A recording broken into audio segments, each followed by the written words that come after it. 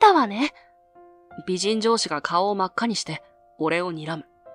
酔っ払った上司を助けようとして起きた悲劇だった。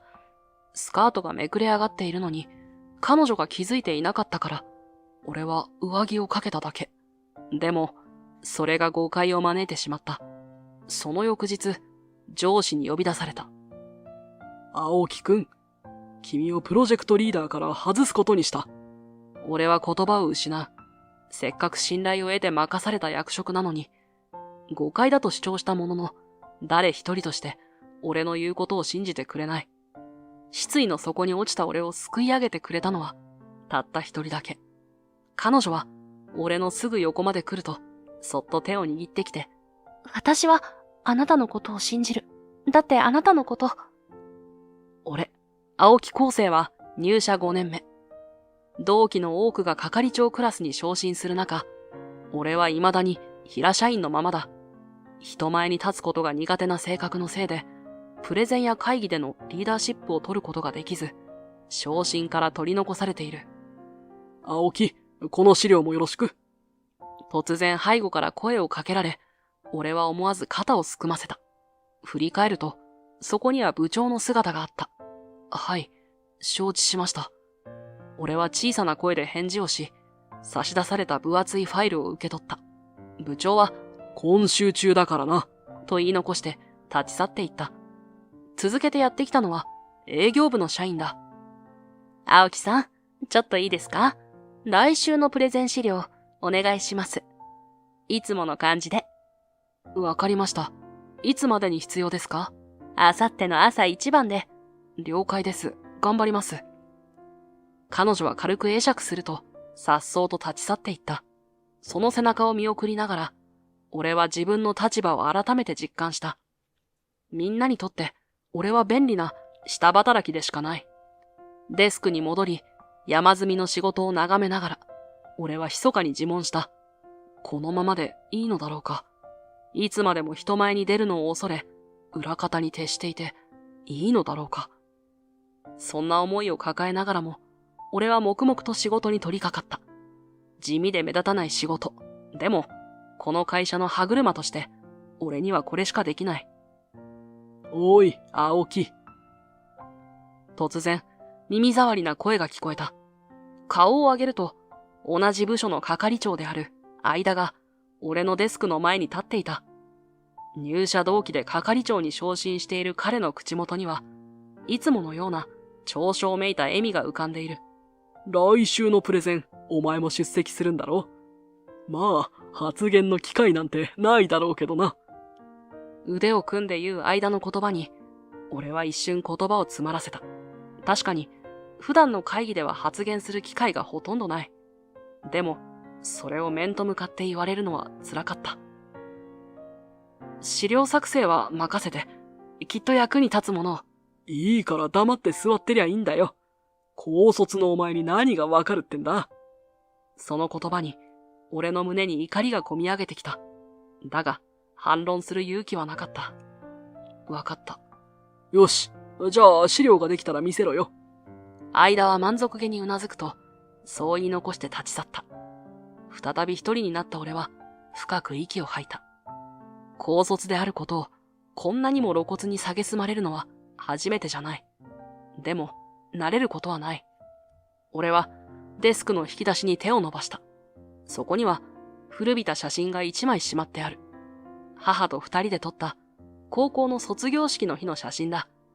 母の笑顔には、誇らしさと同時に、どこか切なさが混じっている。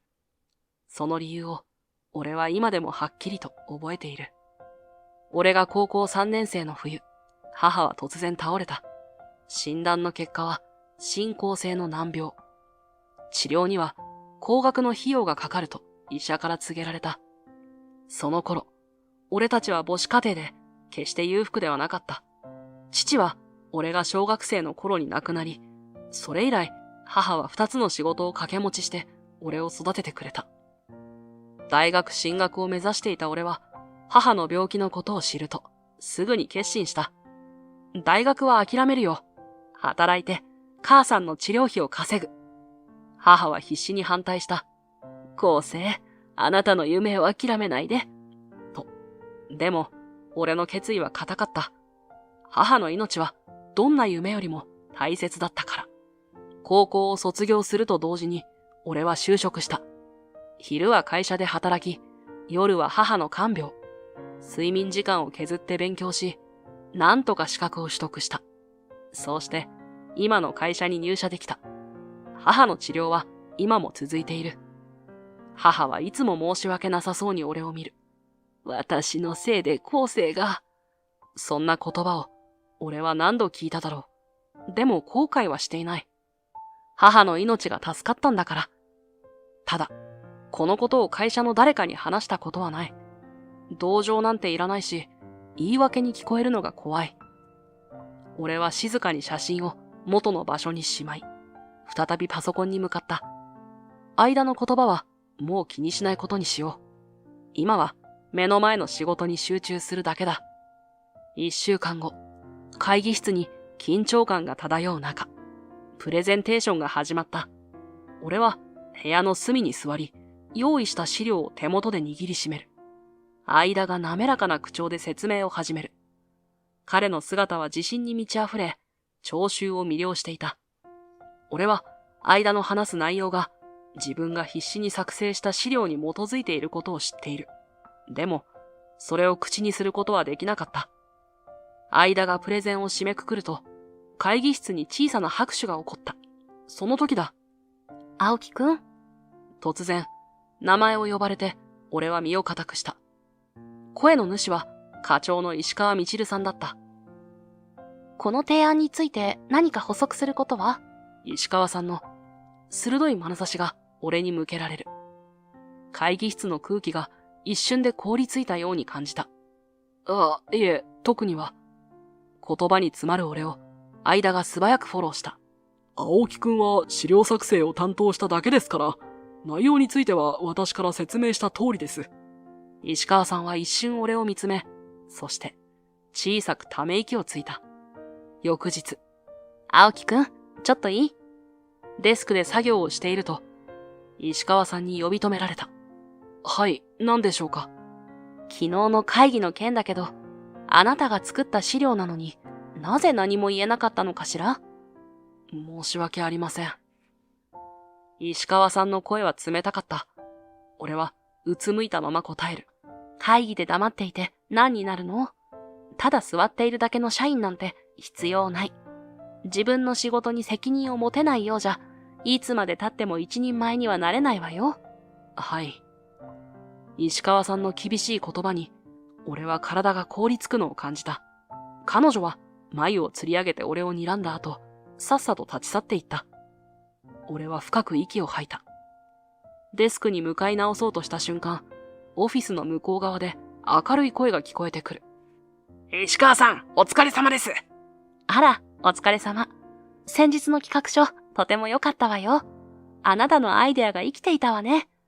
社員に言葉を返す石川さんの声は、たった今まで、俺を厳しく叱っていたとは思えないほど、柔らかく、温かみのあるものだった。その表情も、先ほど俺に向けていた、冷たい眼差しとは、別人のような優しいものだ。その光景を見ながら、俺の胸に重いものが沈んでいくのを感じた。石川さんの態度の違いは明らかだった。他の社員には親身に接し、優しく指導している。なぜ、俺にだけあんなに厳しいのだろう。そんな思いを抱えながら、俺は静かにキーボードに向かった。画面に映る自分の倒れ込むような姿勢を正しながら、今日もまた、黙々と仕事を続けるのだった。いつもと変わらない月曜日の朝、俺は淡々と仕事をこなしていた。突然、社内メールの着信音が鳴った。差出人は社長だった。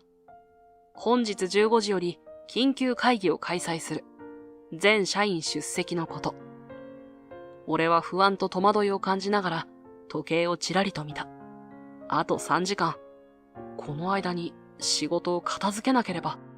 15時。会議室は張り詰めた空気に包まれていた。社長が入室すると、一瞬にして静寂が訪れる。みんな、集まってくれてありがとう。今日は重要な発表がある。社長の目が俺に向けられた瞬間、心臓が高鳴るのを感じた。青木康生君、君を新規プロジェクト、未来への翼のリーダーに任命する。一瞬、会議室が静まり返った。そして次の瞬間、どよめきが起こる。俺も自分の耳を疑った。隣に座っている間が、冗談だろ。と、つぶやいているのが聞こえる。青木君、やってくれるね。社長の声に、はっと我に返る。その瞬間、俺の中に恐怖が広がった。人前で話すこと、人をまとめること、決断を下すこと。今までの自分には想像もできなかった責任の重さが一気に押し寄せてくる。だけどこれは、今までの自分を変えるチャンスかもしれない。わかりました。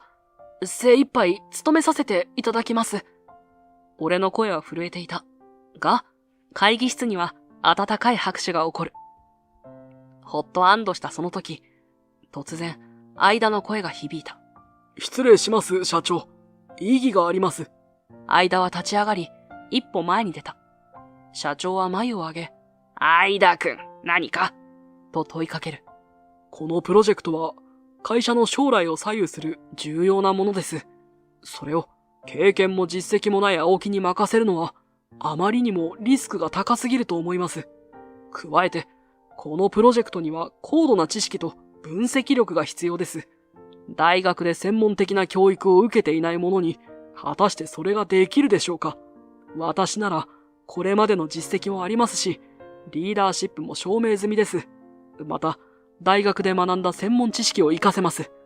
このプロジェクトは私に任せていただけませんか？社長は、相田の言葉を静かに聞き終えると、深く息を吐いた。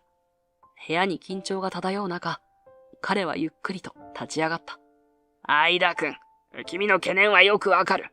だが、このプロジェクトに最も必要なのは、新しい視点と柔軟な発想だ。よって、このプロジェクトのリーダーは青木くんに決定する。相田くん、君の経験を生かして彼をサポートしてほしい。社長の言葉が響き渡った後、俺は相田の方をそっと見た。彼の表情には明らかな動揺と悔しさが浮かんでいる。俺は胸の鼓動が速くなるのを感じながら、相田の反応を見守った。承知しました。社長のご決定に従います。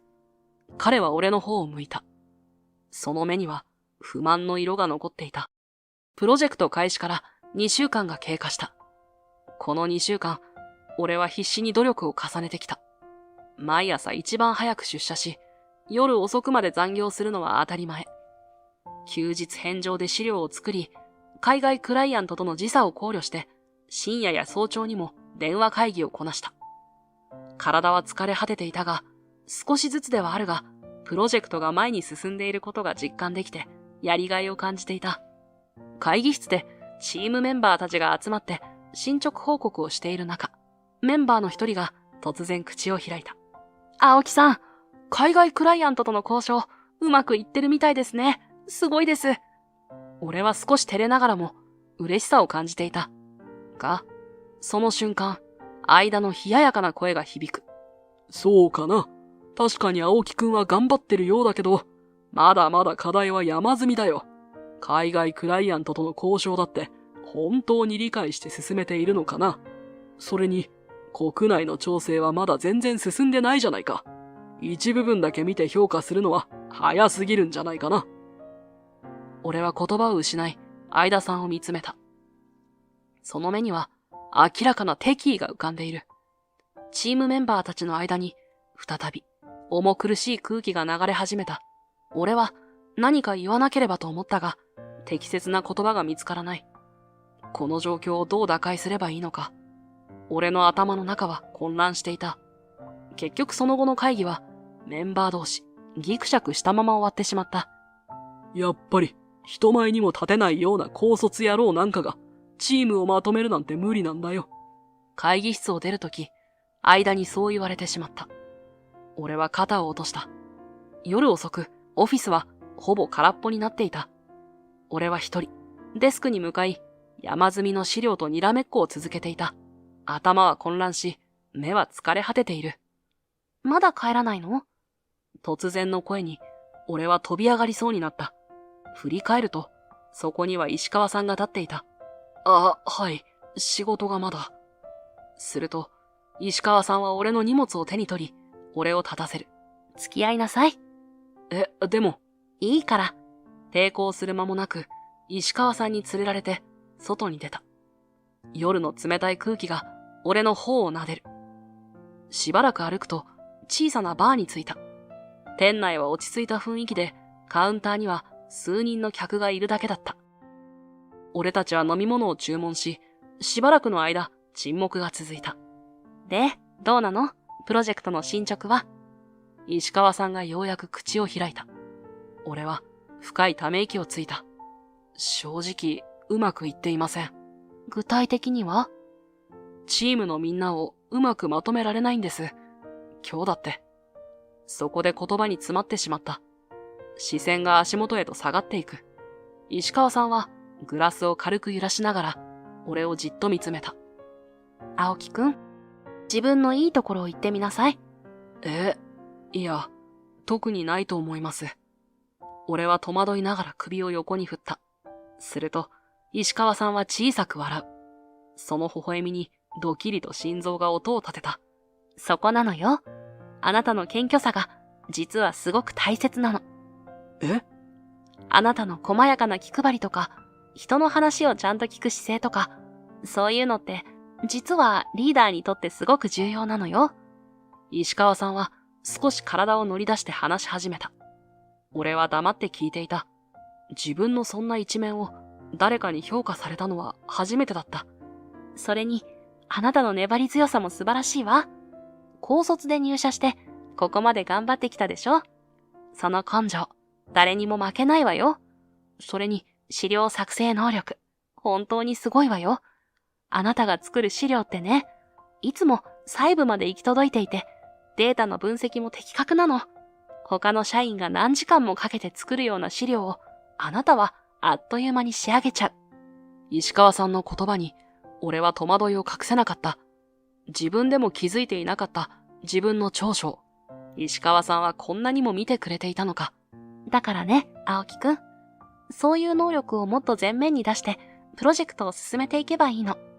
あなたの強みを活かせば、きっと素晴らしいリーダーになれるわ。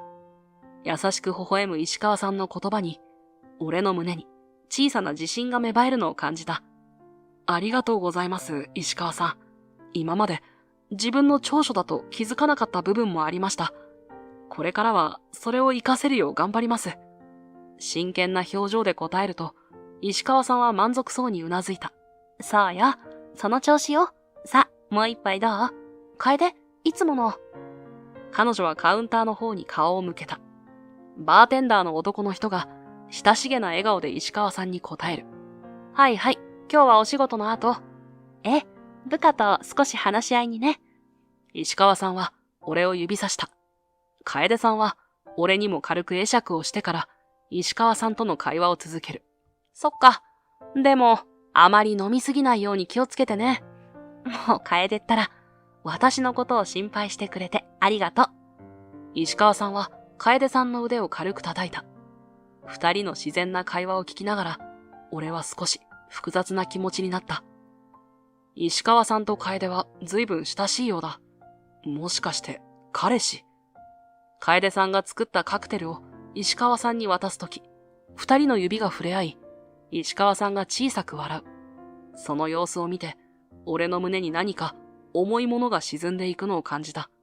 青木くんも何か飲む？石川さんの声に我に返る。あ、はい、ラムを。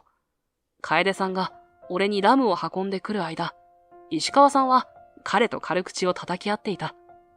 俺は二人の仲の良さを横目で見ながら、なぜか少し寂しい気持ちになった。しばらく他愛もない話をしながらお酒を飲み続けた。石川さんの方が徐々に赤みを帯びていく。普段の凛とした雰囲気が柔らかくなり、笑顔も増えていった。特に楓さんと話すときは、普段見たことのないような明るい表情を見せる。青木くん、もう一杯どう？石川さんが笑顔で俺のグラスに手を伸ばす。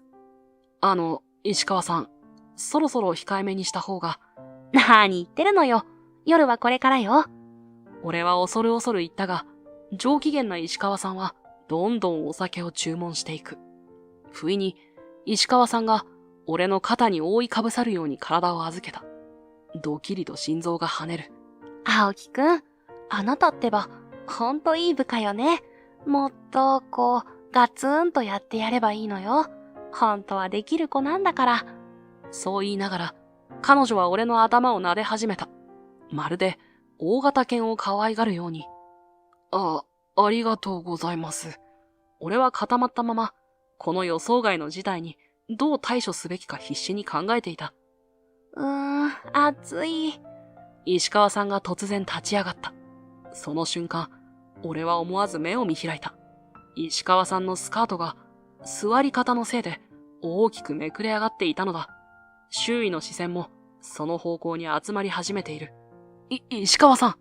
俺は慌てて声をかけた。しかし、石川さんは状況に気づいていない様子だった。俺はとっさに自分の上着を脱ぎ、石川さんの腰に巻きつけるようにかけた。石川さんは困惑した表情を浮かべる。これ。寒くなってきましたから、それよりそろそろお帰りになられた方が。俺は苦し紛れに言った。すると、石川さんはようやく自分の状態に気づいたようだ。顔を真っ赤にして俺を睨む。見たわね。いや、見てないと嘘をつけず、さりとて見ましたというのも誤解されてしまいそうで、どう言い繕おうかと考える。すると石川さんは徐々に眉尻を下げていった。ごめんなさい。ちょっと飲みすぎちゃったわね。かばってくれたのよね。分かってくれたようで、俺は深い安堵のため息をついた。タクシーをお呼びしましょうか。ありがとう、青木くん。助かるわ。俺はタクシー会社に電話をかけてから、石川さんと外に出てタクシーを待つ。夜の冷たい空気が俺たちの間を流れた。その時、バーの入り口に見覚えのある姿が現れた。あれ、間？俺の言葉に石川さんも目を凝らした。確かに間だった。彼は周りを警戒するように見回してから素早くバーに入っていった。俺たちには気がつかなかったようだ。間もこのバーによく来るのかと首をかしげる。青木くん、タクシーが来たわ。石川さんの声で我に返る。彼女がタクシーに乗り込む前、俺は勇気を出して声をかけた。石川さん、明日からまた頑張ります。プロジェクト必ず成功させますから。石川さんは少し驚いたような表情を見せたが、すぐに優しく微笑んだ。期待してるわ、青木くん。タクシーが走り去る様子を見送りながら、俺は明日からも頑張ろうと決意を新たにした。石川さんのアドバイスを胸に、俺は新たな決意でチームに向き合った。得意の資料作りは引き続き頑張るとして、メンバー一人一人と個別に話し合うことにしたのだ。まず、システム担当と1対1で話し合い、その優れたコーディング技術を活かせるタスクを割り当てた。営業担当には人脈を活かしたクライアントフォローを依頼。技術担当と経理担当の意見が対立したときは、双方の主張を丁寧に聞き、プロジェクトのゴールを再確認しながら妥協点を見出した。進捗が遅れがちだった広報チームには、他のメンバーの協力を仰ぎ、全員で遅れを取り戻す体制を整えた。そして、毎日のようにみんなで乗り越えようと声をかけ続けた。すると、少しずつだが、チームの雰囲気が変わっていくのを感じた。ある日の昼休み、オフィスの休憩スペースで、偶然、メンバーたちの会話が耳に入った。青木さん、最初は心配だったけど、意外としっかりしてるよね。そうそう。細かいところまで気を配ってくれるし、僕たちの意見もちゃんと聞いてくれる。彼、夜遅くまで残って資料を作ってるの見たよ。本当に頑張ってる。高卒だからって侮れないね。むしろいろんな視点を持ってる気がする。その言葉を聞いて、俺は胸が熱くなった。まだまだ課題は山積みだが、少しずつ認めてもらえている実感が嬉しかった。そんなある日の午後、俺の内線電話が鳴った。青木くん、ちょっと私の部屋に来てくれないか。部長の声だった。その口調に、俺は何か良くないことが起きたのを直感的に感じ取った。部長室のドアをノックし、緊張した面持ちで中に入る。失礼します。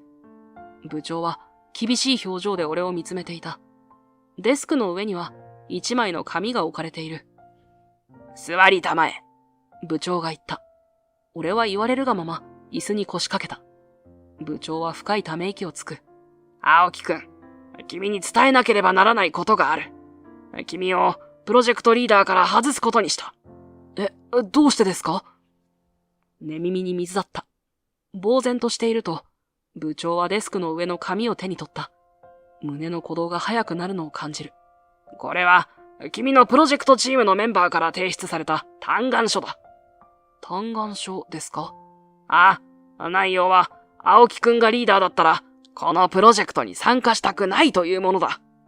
その言葉に、俺は血の気が引くのを感じた。メンバーとは、うまく信頼関係を結べていると思っていたのに、どうして？理由はいくつか書かれている。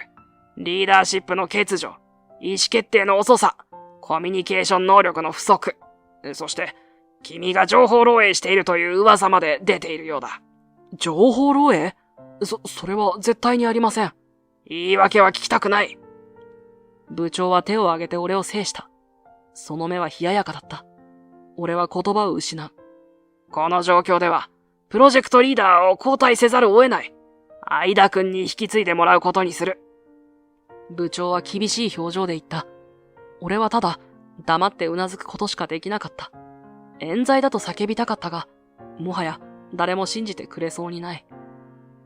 部屋を出るとき、足取りは重く、視界はぼやけていた。廊下で相田とすれ違う。彼の表情には、勝ち誇ったような笑みが浮かんでいた。相田は、俺の肩をわざとらしく叩いた。お疲れ様、青木くん。やっぱり、高卒の君には難しすぎたってことか。相田の声には、明らかな皮肉が込められていた。その言葉に、俺の体が硬直するのを感じた。反論したい気持ちはあったが、喉まで出かかった言葉を飲み込むしかなかった。相田は、俺の反応を楽しむように続けた。心配しなくていいよ。プロジェクトは僕が引き継ぐから。君は、そうだな。コピーでも取ってろよ。それくらいなら、漏らす心配もないだろ。そう言い残すと、相田は軽やかな足取りで部長室に入っていった。俺はその場に立ち尽くしたまま、自分の置かれた状況の重さを痛感していた。仕事を終え、俺は重い足取りでオフィスを出た。行き先も決めずに、さまよい歩く中、気づけば、昨夜石川さんと訪れたバーの前に立っていた。中に入ると、カウンターに座り、ウイスキーをストレートで注文した。普段は飲まない強いお酒だが、今の気分を紛らわすにはこれしかないと思った。グラスを傾けながら、今日の出来事を思い返す。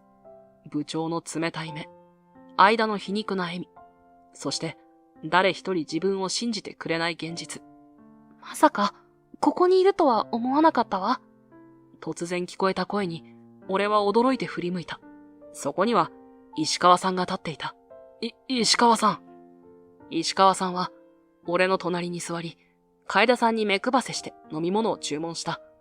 聞いたわよ、今日のこと。石川さんが静かに言った。俺は、うつむいたまま答えた。石川さんも、私が、情報を漏らしたと。違うわ。石川さんの言葉に、俺は顔を上げた。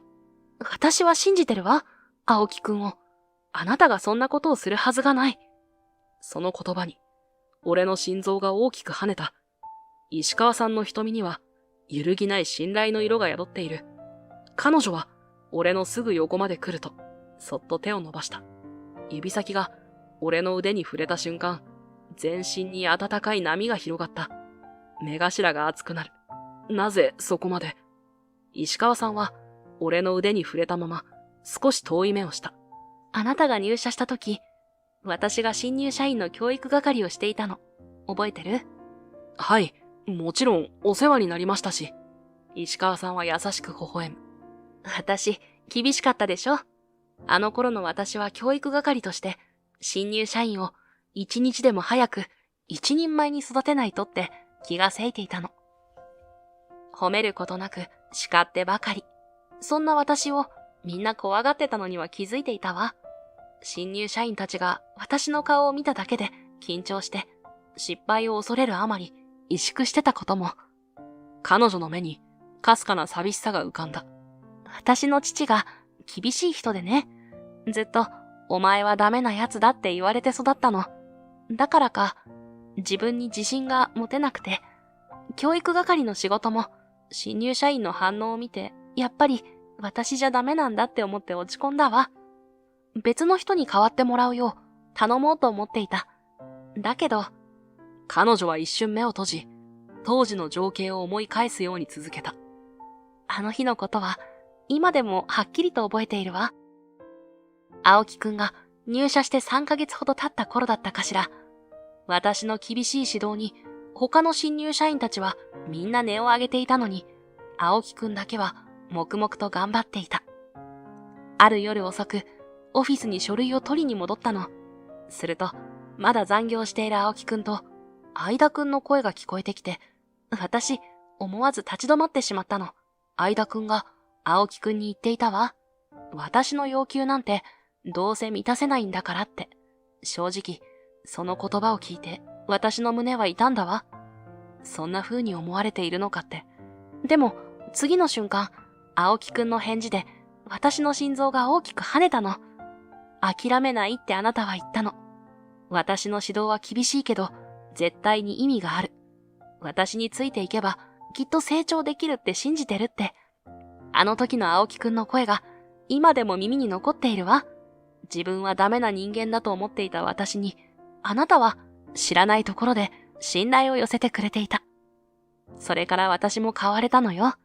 私が厳しくしても、あなたは決して諦めなかった。その姿勢に私も救われて、頑張ろうと思えたの。石川さんは懐かしむような優しい笑みを浮かべて、グラスを軽く揺らした。だから今度は、私があなたを信じる番なの。あなたが私にくれた信頼を、今度は私が返す。石川さんの言葉が終わると、バーには一瞬の静寂が流れた。俺は胸が熱くなるのを感じながら、石川さんの横顔を見つめていた。心臓が早金を打つのを感じる。そんな風に思っていただいていたなんて、ありがとうございます。言葉を探しながら口を開く俺に、石川さんは優しく微笑んだ。が、その瞬間、彼女の体が大きく揺れた。そしてそのまま、石川さんはカウンターに突っ伏して、すやすやと寝息を立て始めた。石川さん？俺は慌てて、彼女の肩を軽く揺すったが、反応はない。その時、楓さんが近づいてきた。大丈夫？また飲みすぎちゃったんだね。楓さんは、石川さんを心配そうに見つめながら言った。彼の親しげな態度に、俺はまた胸がもやもやするのを感じた。俺の視線を感じたのか、楓さんはこちらを見る。慌てて視線をそらした。楓さんは少し考えるような表情をした後、静かに話しかけてきた。青木さんでしたよね。実は、彼女のことで少し話があるんです。俺は驚いて楓さんを見た。それから戸惑いながらも興味を抑えきれずに彼の話に耳を傾けた。彼の話と石川さんの話。二つを聞いた俺はある決意を固めた。翌日の朝、俺は早めに出社した。部長の部屋の前で深呼吸をし、ノックをする。どうぞ。部長の声に背中を押され、俺は部屋に入った。青木か。どうした？部長は少し驚いた様子で俺を見た。部長、プロジェクトのリーダーをもう一度任せていただけませんでしょうか。俺はまっすぐに部長の目を見ていった。部長の眉が上がる。なんだって。昨日の話は聞いているだろう。はい。ですが、私はこのプロジェクトへの情熱を失っていません。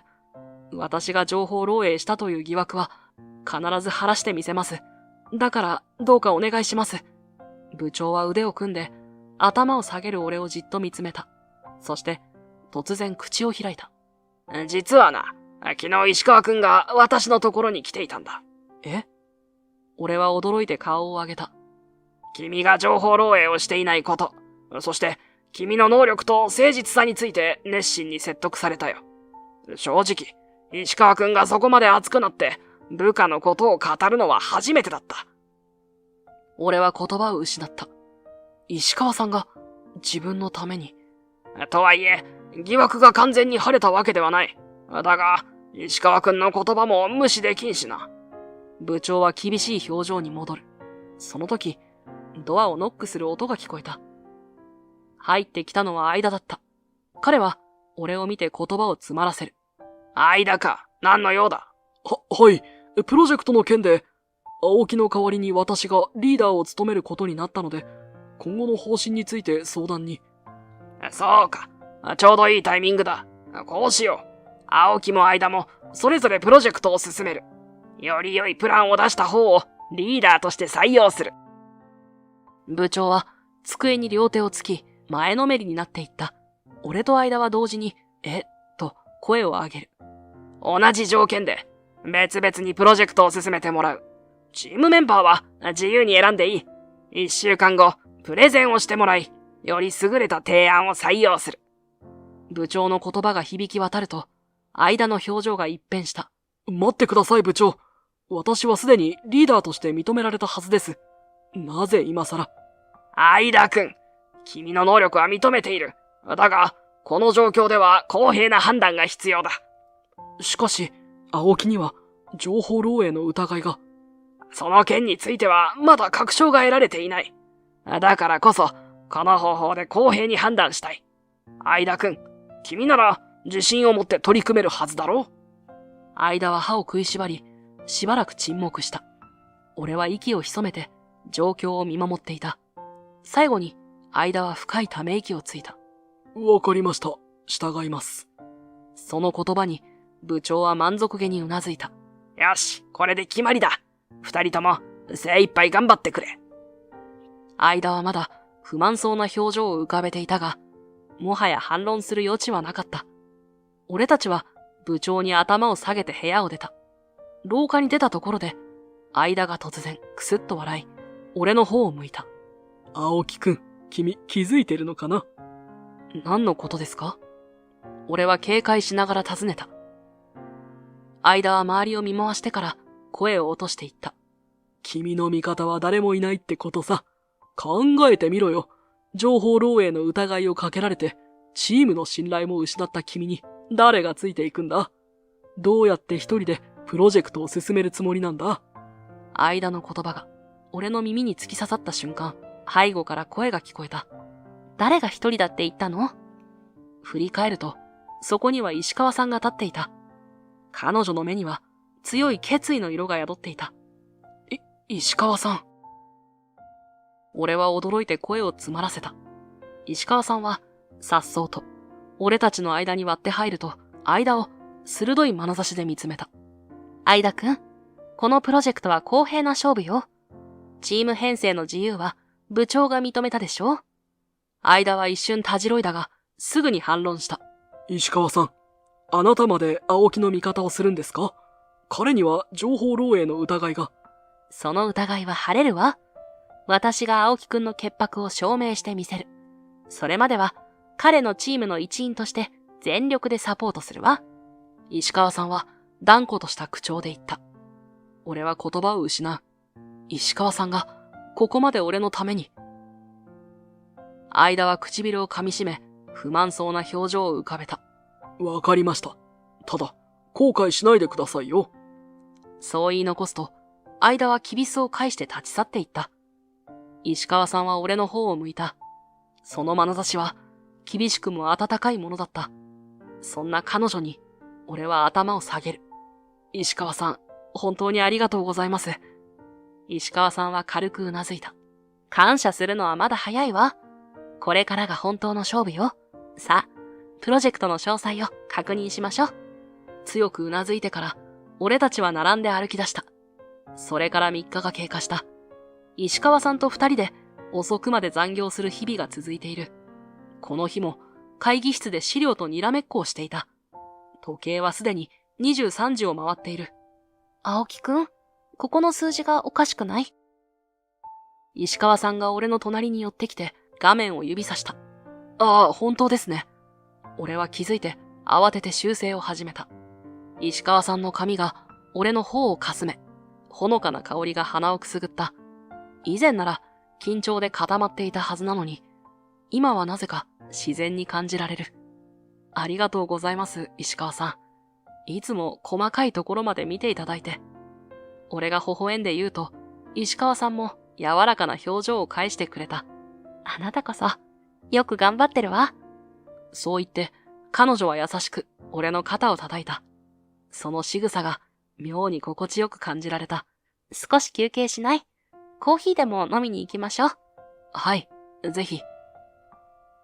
休憩室でコーヒーを飲みながら、仕事の話から徐々に他愛もない会話へと移っていった。石川さんの笑顔を見ていると、胸がじんわりと温かくなる。石川さんが突然、真剣な表情で俺を見つめた。青木くん、髪の毛が。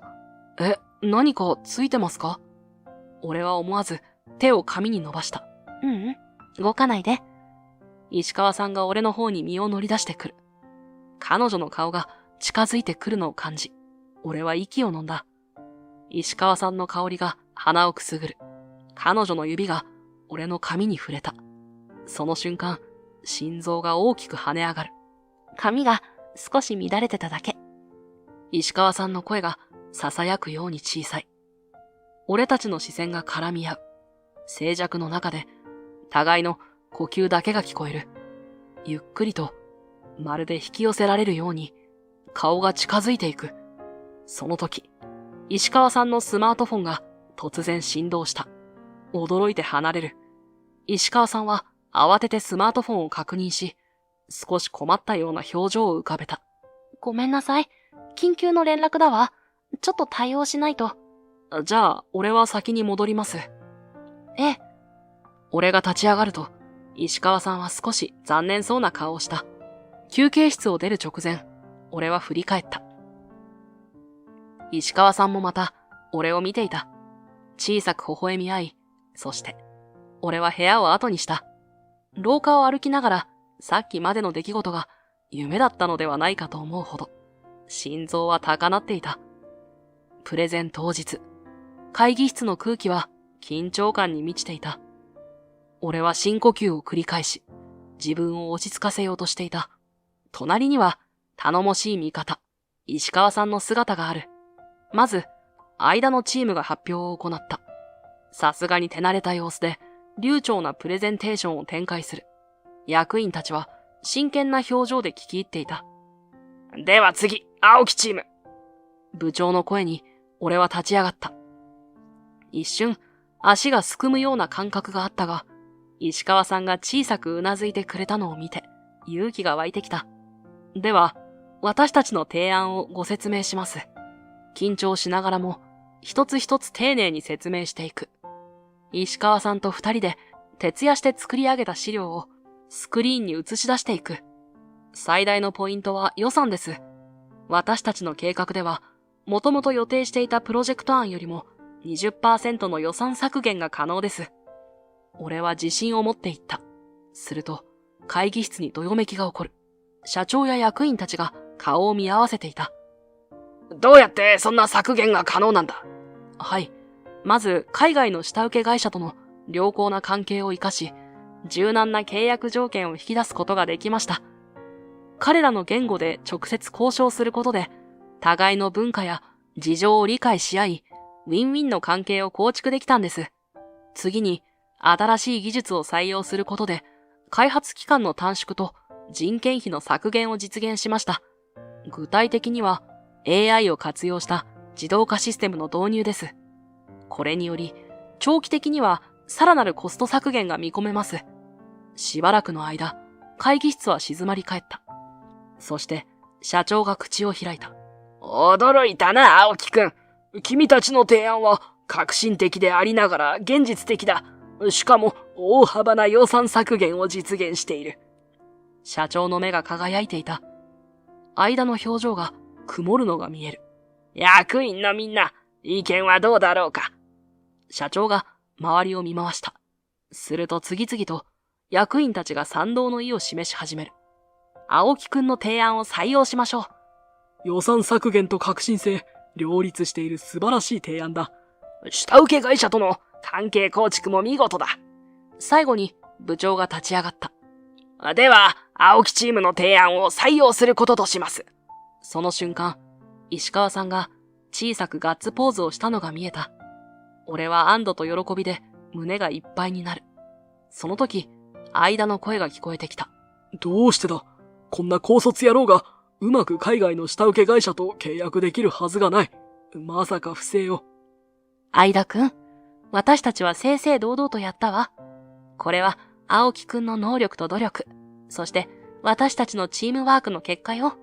石川さんが冷静に、しかし厳しい口調で遮った。間は言葉を失ったように口をパクパクさせる。石川さんは間の反応を見て少しため息をついた後、説明を始めた。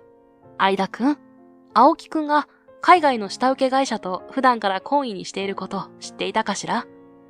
間は黙って首を横に振った。石川さんが続ける。青木くんは先方が大変な時でもきちんと調整して円滑に仕事を進めてきたわ。待ってください。それは単なる偶然では。一度や二度うまくいったからといって。間が割り込んだ。が、石川さんは冷静に続けた。いいえ、偶然じゃないわ。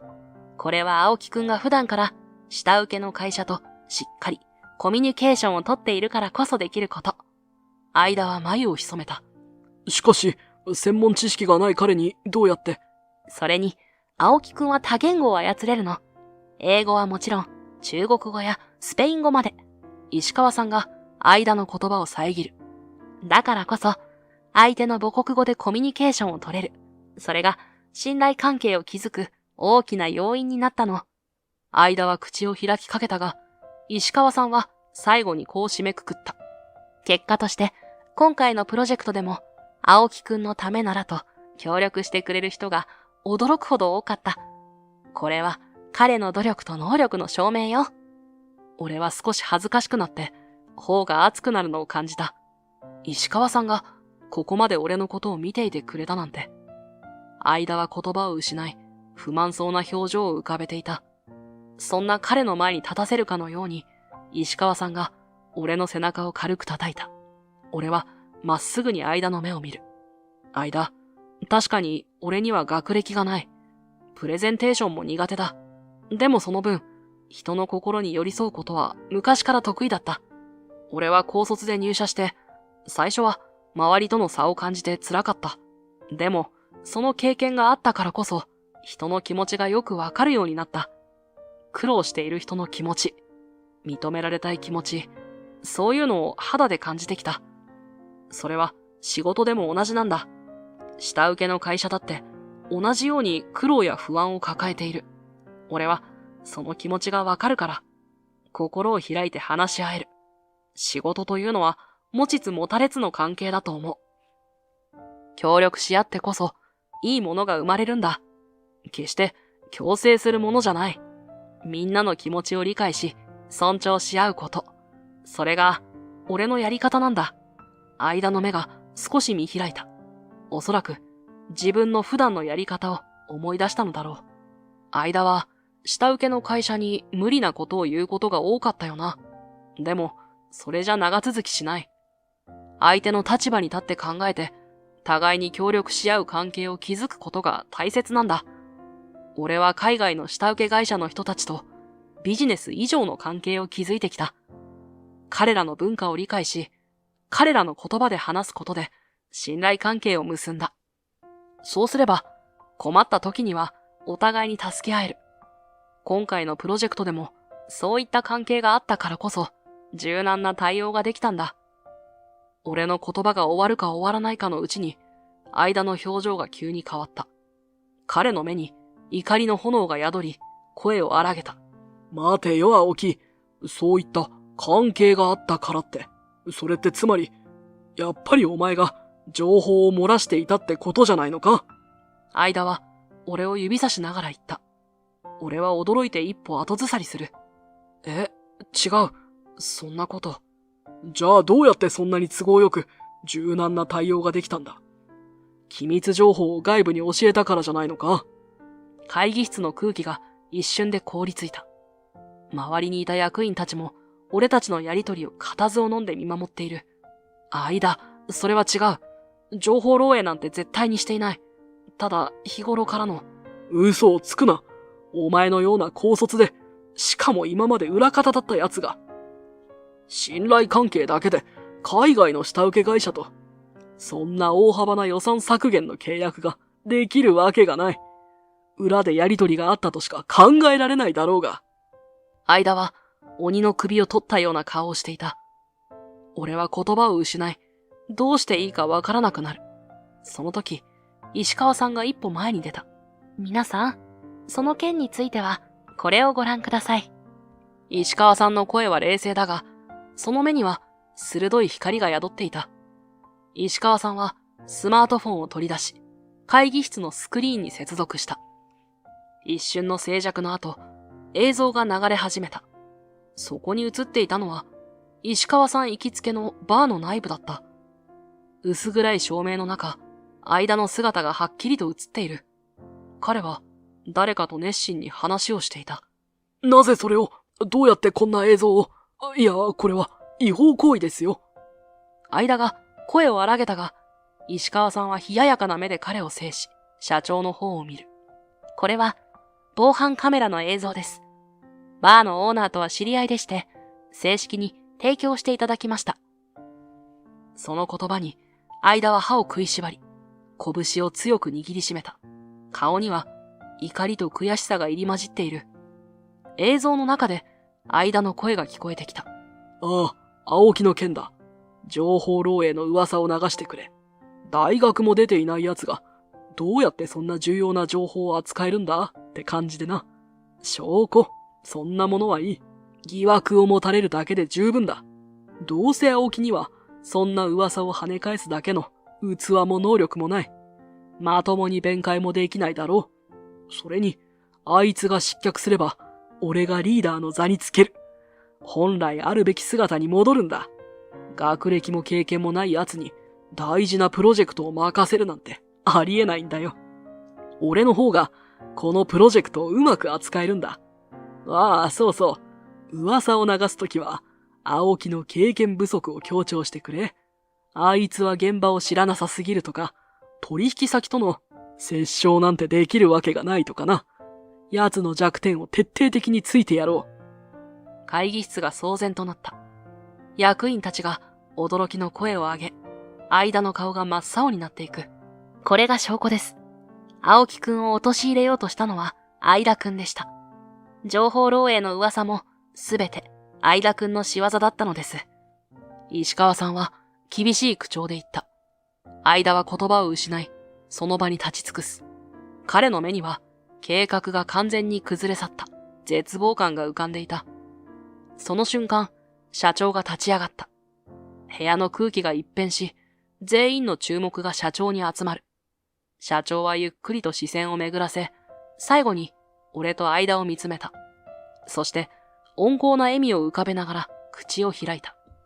素晴らしい。これで全てが明らかになった。勝負あったな、相田くん。君の行動は会社の信用を著しく損ねるものだ。これについては後ほど厳正に対処する。間の肩が落ちる。社長は俺の方を向いた。青木くん。はい。俺は緊張して返事をした。プロジェクトリーダーは君に決定だ。君の誠実さ、そして人々との信頼関係を築く能力。それこそ、我が社が求めるリーダー像だ。社長の声には確信が満ちていた。会議室に小さな拍手が起こり、次第に大きくなっていく。その拍手の中で、俺は深呼吸をし、おずおずと手を挙げた。申し訳ありません。俺の声に会議室の喧騒が静まった。社長が不思議そうな表情で俺を見る。このプロジェクトのリーダーには、石川さんがふさわしいと思います。俺の言葉を受けて、会議室にどよめきが起こった。石川さんは驚いた表情で俺を見つめている。どういうことだ？社長が尋ねた。俺はまっすぐに社長の目を見て答えた。石川さんの指導と支えがあったからこそ、私はここまで成長できました。彼女の洞察力、リーダーシップ、そして人を育てる能力は誰よりも優れています。そして何より、石川さんは私のことを信じてくれました。上に立つ人は部下の可能性を信じるもの。それを石川さんから学びました。彼女が上司だったからこそ、私は自分の力を発揮することができたんです。石川さんのような上司のもとで、きっと他のメンバーも大きく成長できると信じています。会議室は再び静まり返った。全員の視線が俺と石川さんの間を行き来していた。社長は腕を組み、深く考え込んでいるようだった。その沈黙の中、突然、石川さんの声が響いた。青木くん、何を言ってるの？どうして？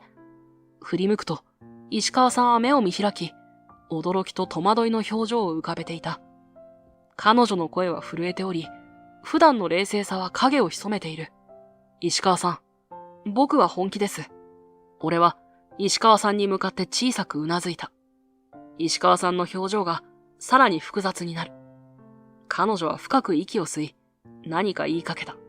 その時、社長が咳払いをして、全員の注目を集めた。よろしい。青木くんの意見を聞いて、私も同感だ。君をこのプロジェクトのリーダーに任命する。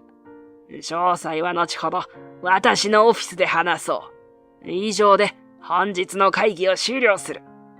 社長の言葉に、会議室には小さな拍手が起こり、徐々に大きくなっていった。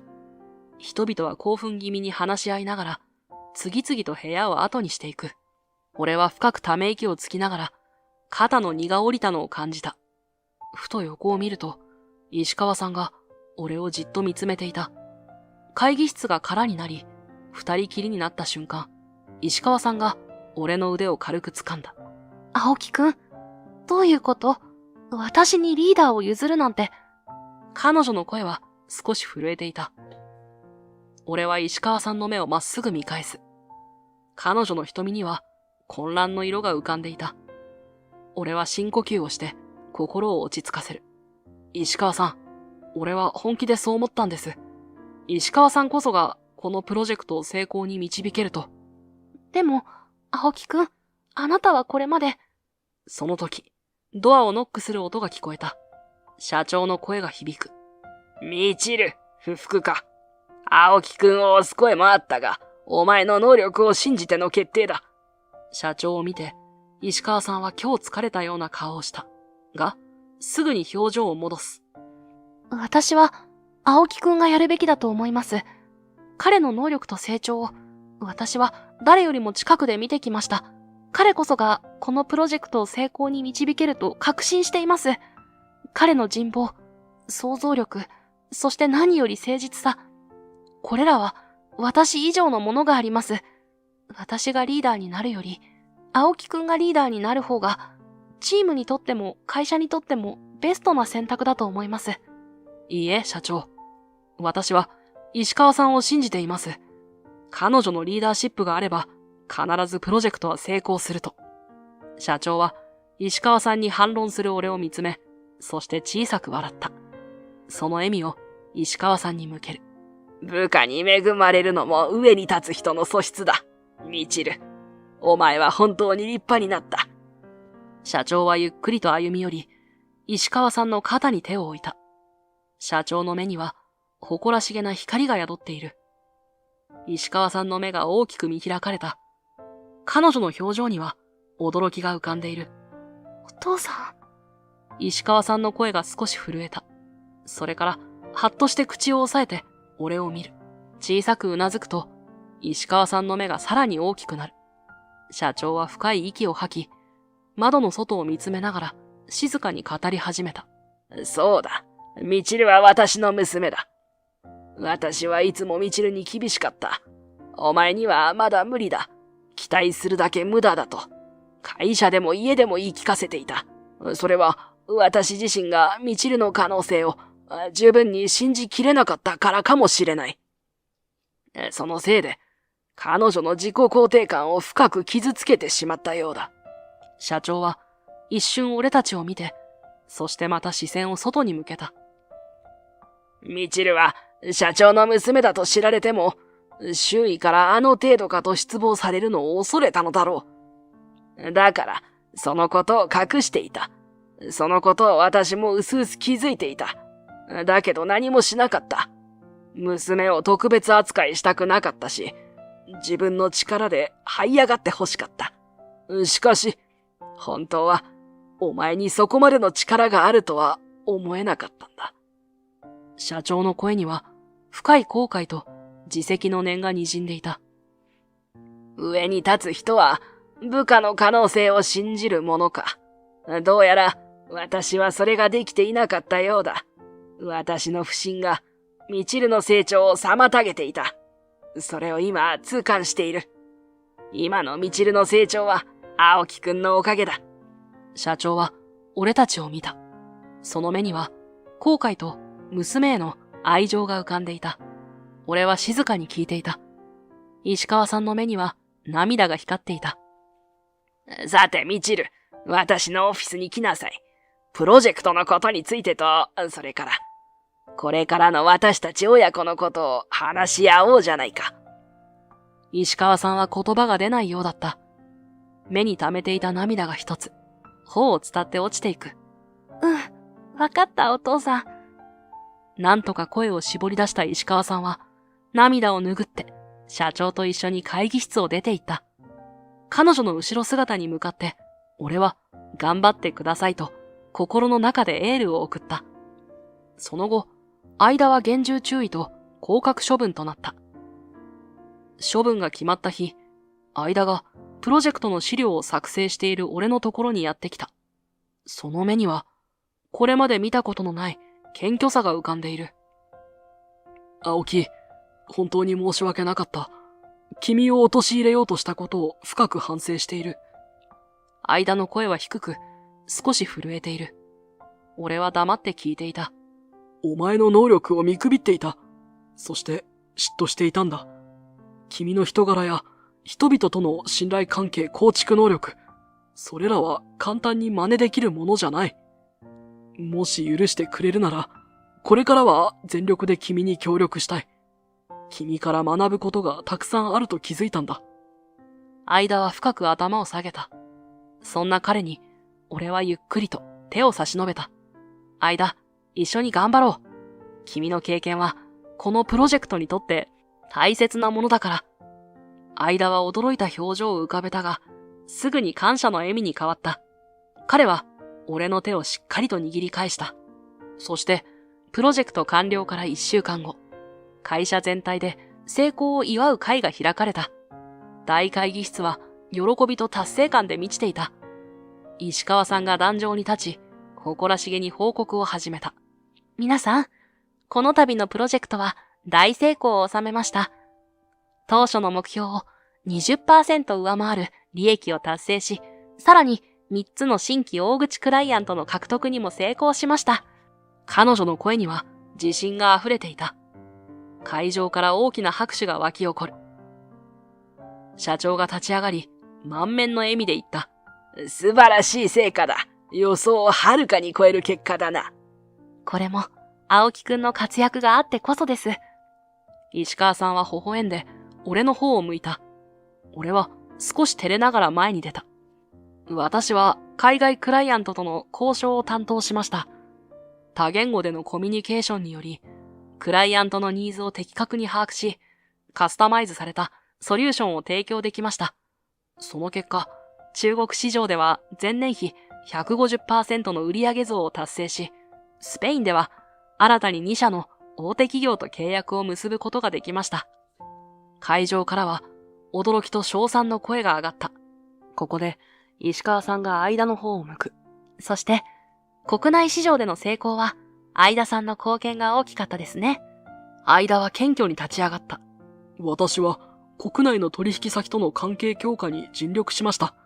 その結果、主要取引先との取引量が 30% 増加し、さらに業界トップの企業と新規契約を結ぶことができました。社長は満足げに全員を見渡した。このチームワークこそが我が社の誇りだ。みんなの努力が実を結び、会社の未来を明るいものにしてくれた。感謝する。拍手と歓声が会議室に響き渡る中、徐々に人々は小さなグループに分かれて談笑し始めた。俺は石川さんを探そうと周りを見回していた。青木くん。振り返ると、そこには石川さんが立っていた。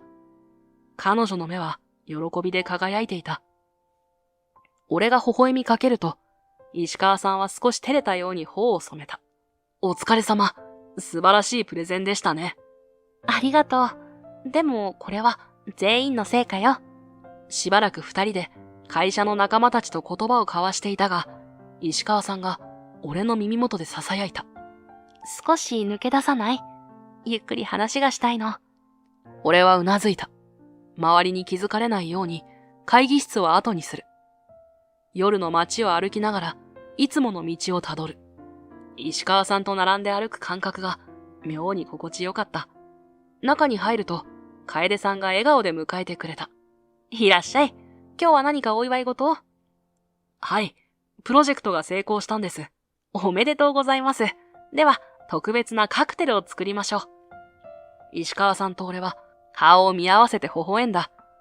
楓さんが去ると、石川さんが静かに話し始めた。青木くん、本当にありがとう。あなたのおかげで、このプロジェクトも私自身も大きく成長できたわ。俺こそ感謝しています。石川さんが信じてくれたからこそ、ここまで来られたんです。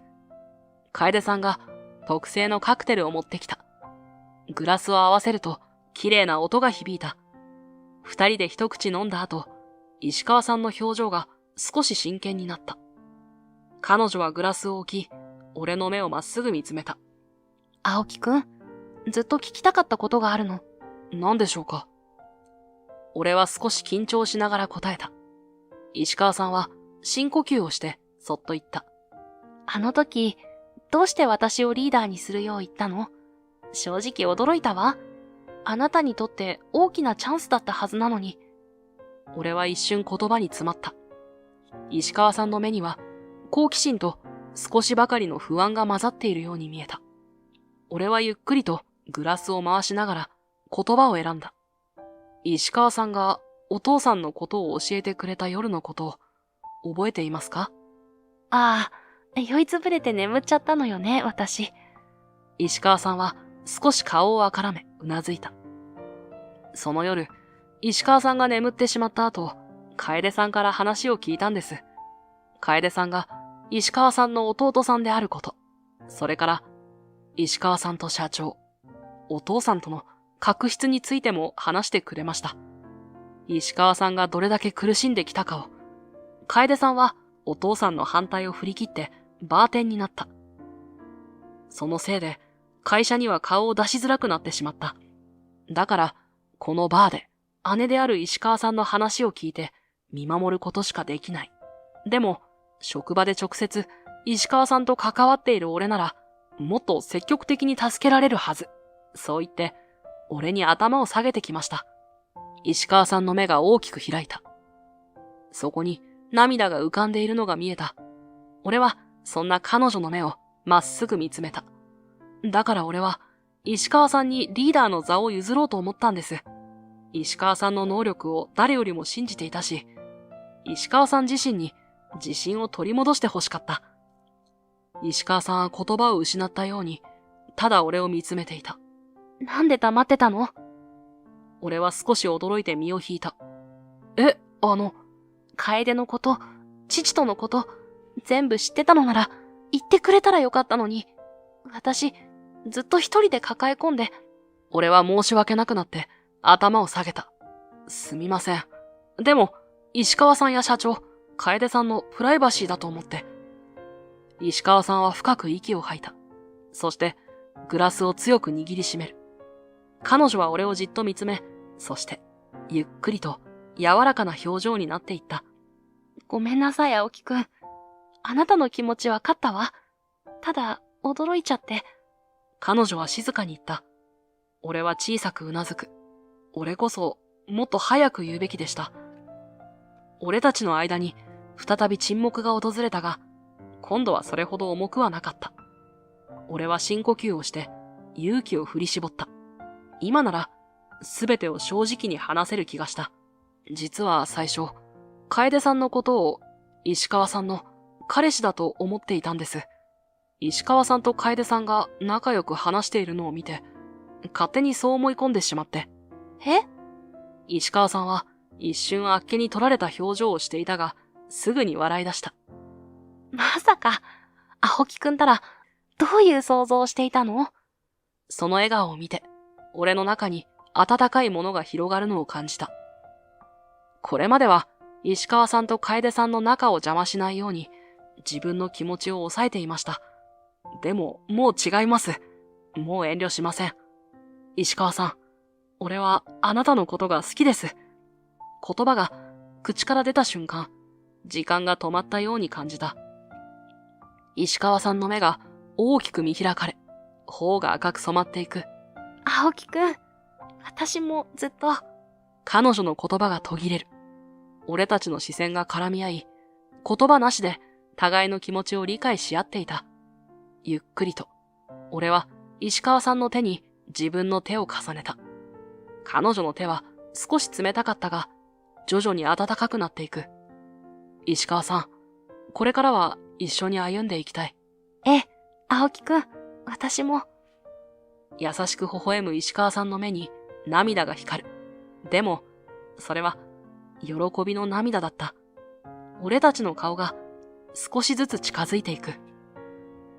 バーの柔らかな照明の中、石川さんの瞳が美しく輝いていた。そして、唇が触れ合う。優しく、でも確かな思いを込めたキスだった。石川さんは俺を信じてくれた。その信頼が俺の中に眠っていた力を引き出してくれた。俺も同じように石川さんの可能性を信じ、リーダーの座を譲った。そして社長も最終的には俺たちを信じてくれた。この信頼の連鎖がプロジェクトの成功につながった。人は信じられることで成長する。可能性を見出され、期待されることで自分の殻を破ることができる。これからは俺も誰かの可能性を信じる側になりたい。そうすることで一人一人が自信を持ち、自分の力を最大限に発揮できるようになる。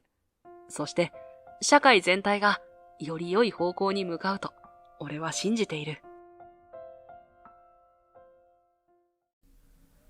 私は病院から帰り、医師から余命3ヶ月と言われたことを夫と義母に伝えた。先生から余命3ヶ月だと言われて、私の目から涙がボロボロと出てくる。医師との会話を思い出して2人にちゃんと伝えようと頑張るが、私の声は震えたままだった。しかし義母と夫の言葉は意外なものだった。のぼるくんやったじゃないの。余命3ヶ月だって。ってことはあと3ヶ月でのぼるくんのところに保険金が入るわね。俺ちょうど欲しいものがあったんだ。さっさとくたばって保険金よこせよ。え目の前にいる夫と義母は何を言っているんだろう。のぼるとお母さんはウキウキで会話をしている。どう見ても喜んでいる。そんな余命3ヶ月ですよ。そんなこと言うなんて非常識じゃありませんか。のぼるだってどうしちゃったの。そんなこと言う人じゃなかったじゃない。うるせえな。俺だって働くの頑張って我慢してたんだ。保険金くらいもらったっていいだろ。そんなひどすぎる。夫と義母は勘違いしていた。余命3ヶ月なのは私ではない。そしてこの後、夫と義母に地獄が待っているのだった。私は佐藤美奈子。子供の頃から憧れていた大手会社に無事に就職できて、順風満帆な生活をしている。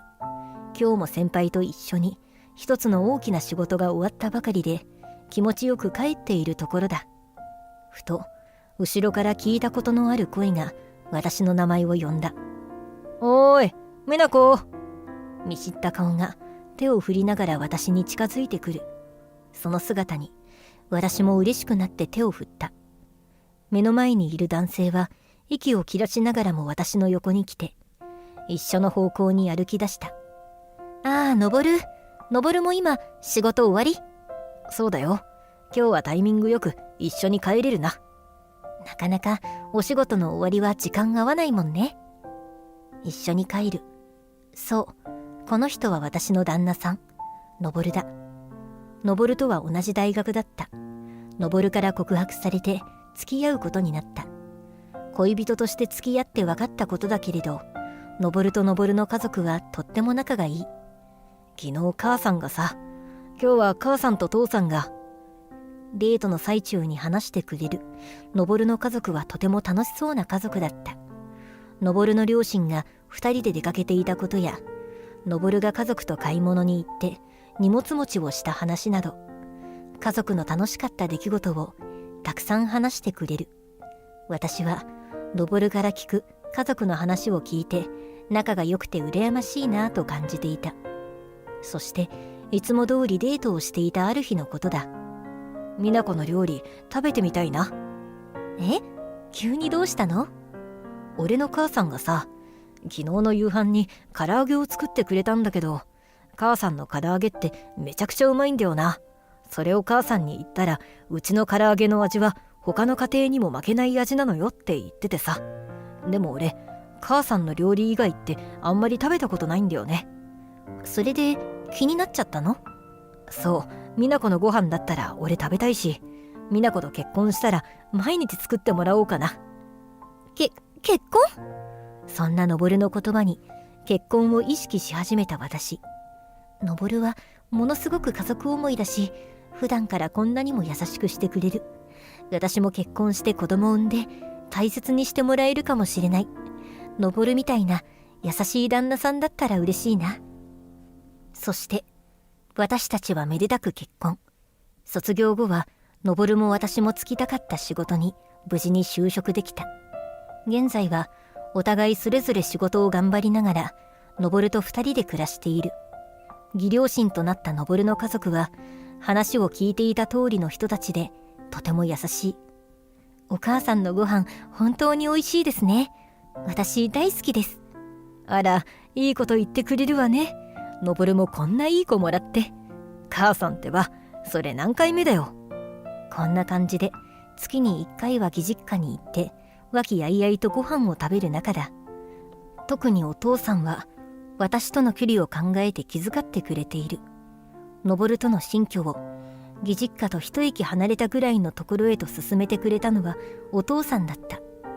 程よい距離感で私と登は幸せな日々を送っていた。そんなある日、義父が倒れて介護が必要になったと登から連絡があった。私は仕事が終わると急いで義実家に駆けつけた。何があったの？父さんが階段を降りてる時に足を踏み外したらしくてさ、足がものすごく痛かったらしくて急いで病院に行ってきたんだ。それで先生はなんて？骨折してたって。当分は歩くのが難しいみたいだ。そんな。それで父さん介護が必要になっちゃって、俺今大きな仕事を任されてて、母さんも年だし。どういうこと？登が言葉に詰まる。その横で聞いていたお母さんがため息をついて私に向いた。美奈子さんにお父さんの介護を手伝ってほしいの。私ですか？お母さんが私の手を握ってきた。なんだか握るなと言われているみたいだった。私も年だから腰と足が痛くて体の言うことが聞かないの。でも登くんは今お仕事が忙しいみたいだし、ヘルパーさんを頼むのは。そんなお金うちには。ごめんなさい。お父さんのことが大好きですし、お手伝いしたいのは山々なんですが、私にもとても大切な仕事があって、お金は出しますからヘルパーさんに頼みましょう。知らない人にお世話されるお父さんがかわいそうよ。やっぱり知ってる人にお世話してもらった方が気が楽じゃない？気を使ってたら治るのも遅くなっちゃうわ。はあ、私は困惑しながら横にいるのぼるを見る。のぼるはうんうんとお母さんの言葉にうなずいていた。いや、待って待って、のぼるは手伝えないの？仕事しながら少しでも手伝うんだったら私じゃなくても。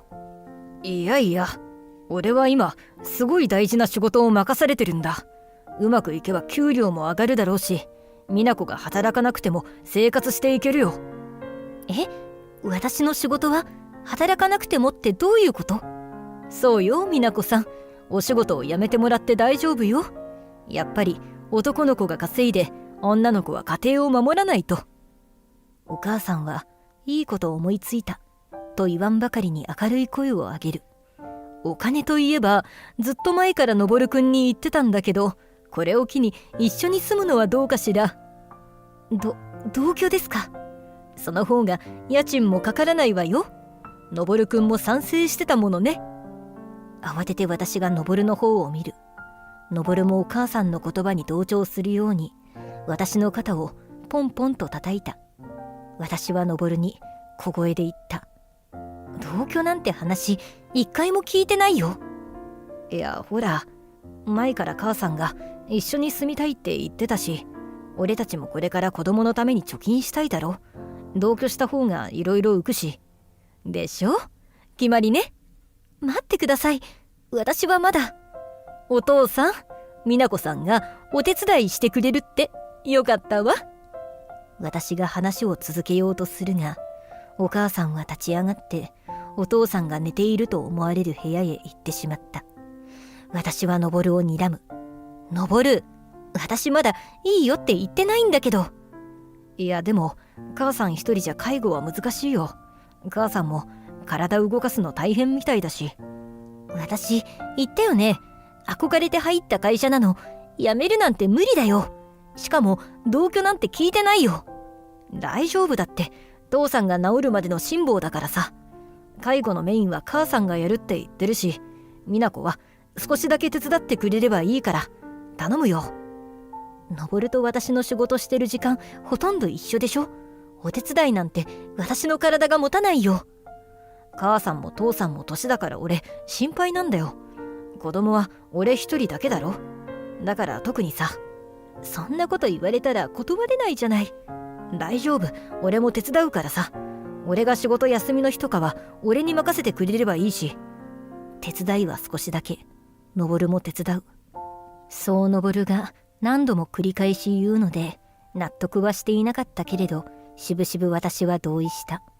何より一人息子だから心配だと言われてしまうと言葉が返せない。親のことが心配になる気持ちはわかる。だけどどうしてもすっきりはしなかった。私は職場には申し訳ないけれど、辞めるのではなく事情を伝えて給食として扱ってほしいことを伝えた。私はせっかく入った会社を辞めたくなかった。職場の上司からは OK をもらえたため、仕事を一時休職して義実家に引っ越しをすることに。お母さん、お父さん、のぼる、そして私の4人暮らしが始まった。同居を始めた私、食事を持っていく、お父さんをトイレに連れて行く。最初はそれくらいのお手伝いをしていた。でもある時からお母さんが私に頼むことが増えていく。ああ、美奈子さん、悪いけど腰が痛くてお父さんのご飯を作るのお願いしてもいいかしら。わかりました、大丈夫ですよ。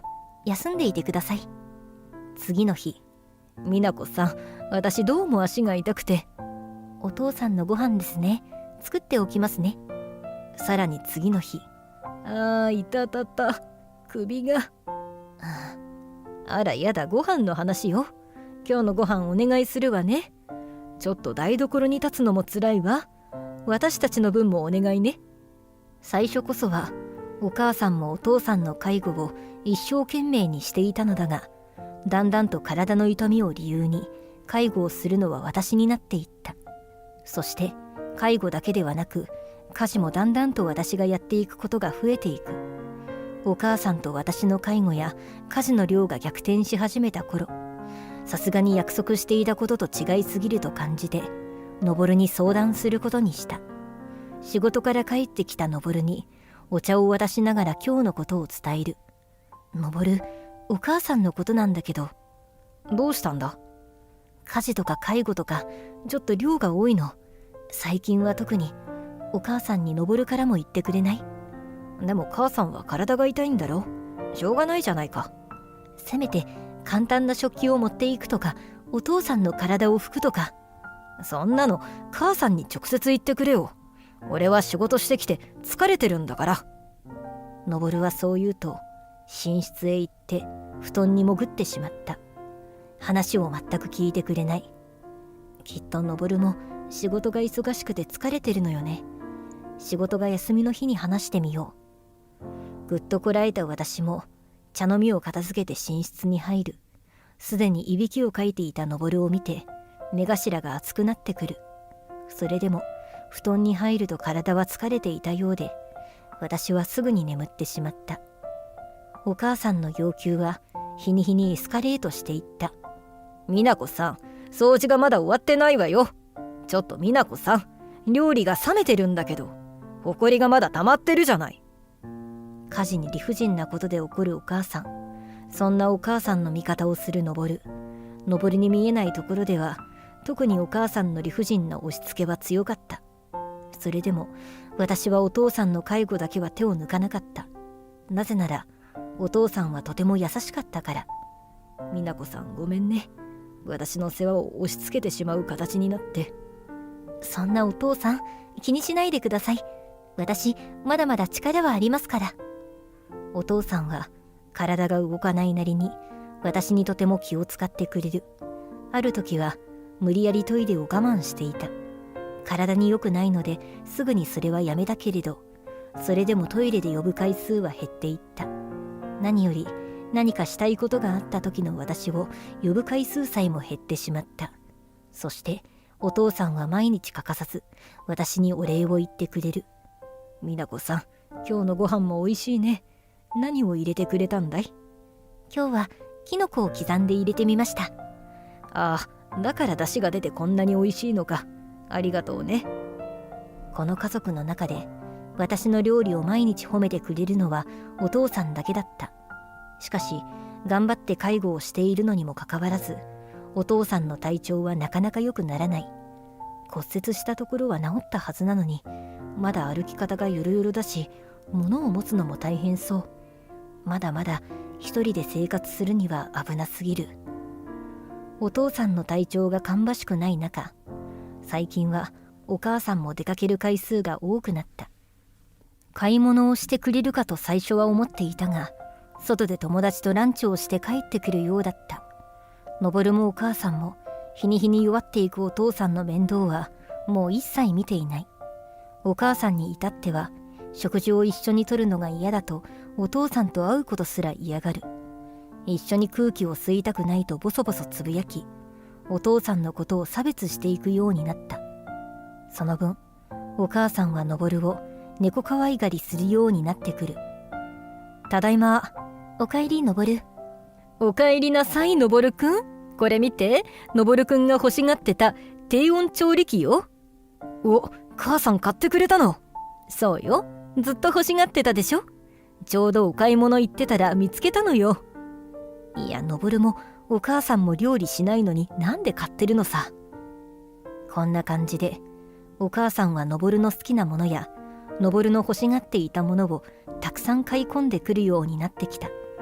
たまにお小遣いと称してお金を登に渡していく。そしてそのお金を遊ぶことに使っているのか、登も家にはあまり帰らなくなった。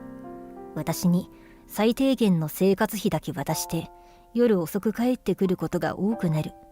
話し合いをしようにも夜遅く帰ってくる登と顔を合わせる時間が減っていった。久しぶりに顔を合わせたと思えば、お酒の匂いをまとわせて話し合いなどできない状態になっている。登、もう少し早く帰ってきて少しでもいいからお手伝いしてほしい。私もう辛いよ。ああ、知らねえよ。働いてるのは俺だぞ。無職のお前がそんな文句ばっかり言うなよ。じゃあせめてお母さんに家事には口を出さないでって言って。お母さんが家事にいろいろ言ってくるの本当にストレスなの。はあ？母さんはお前のためにいろいろ言ってくれてるのわからないのか？専業主婦になるのが初めてで、何でもかんでもとろいお前に教えてくれてるんだぞ。ありがたいと思えよ。でも、うるせえ。明日も仕事なんだから、そんなことで寝る時間削らせるな。そんなことって、いつもこうだ。話し合いたいのに、のぼるは全く話を聞いてくれない。それどころか、大声で私を怒鳴りつけて、さっさと布団に戻ってしまう。何を言っても、私のせいにされてしまうのだ。そんな生活が続いて、私の体も心もヘトヘトになっていた。数日後、今日はお父さんの定期検診の日。帰ってきたらご飯何にしましょうか。美奈子さんの作ってくれるご飯は全部おいしいよ。もうお父さんってばお上手なんですから。お父さんを車に乗せて一緒に仲良くお話をしながら病院に向かう。出会ったばかりの時よりもたくさん話してくれるようになったお父さんは、話せば話すほどいい人なのが伝わってくる。そしていつも通りの検査をして、いつも通り医師から説明を聞くために診察室に入る。すると医師が神妙な顔をしてレントゲンを見ていた。先生。佐藤さん、今日は少し詳しい検査をしましょう。え？はい。医師の言葉に私は嫌な予感がする。いつもと違う検査もして、私一人が診察室に呼ばれた。先生、何か悪いところがあったんでしょうか？ありました。そうですか。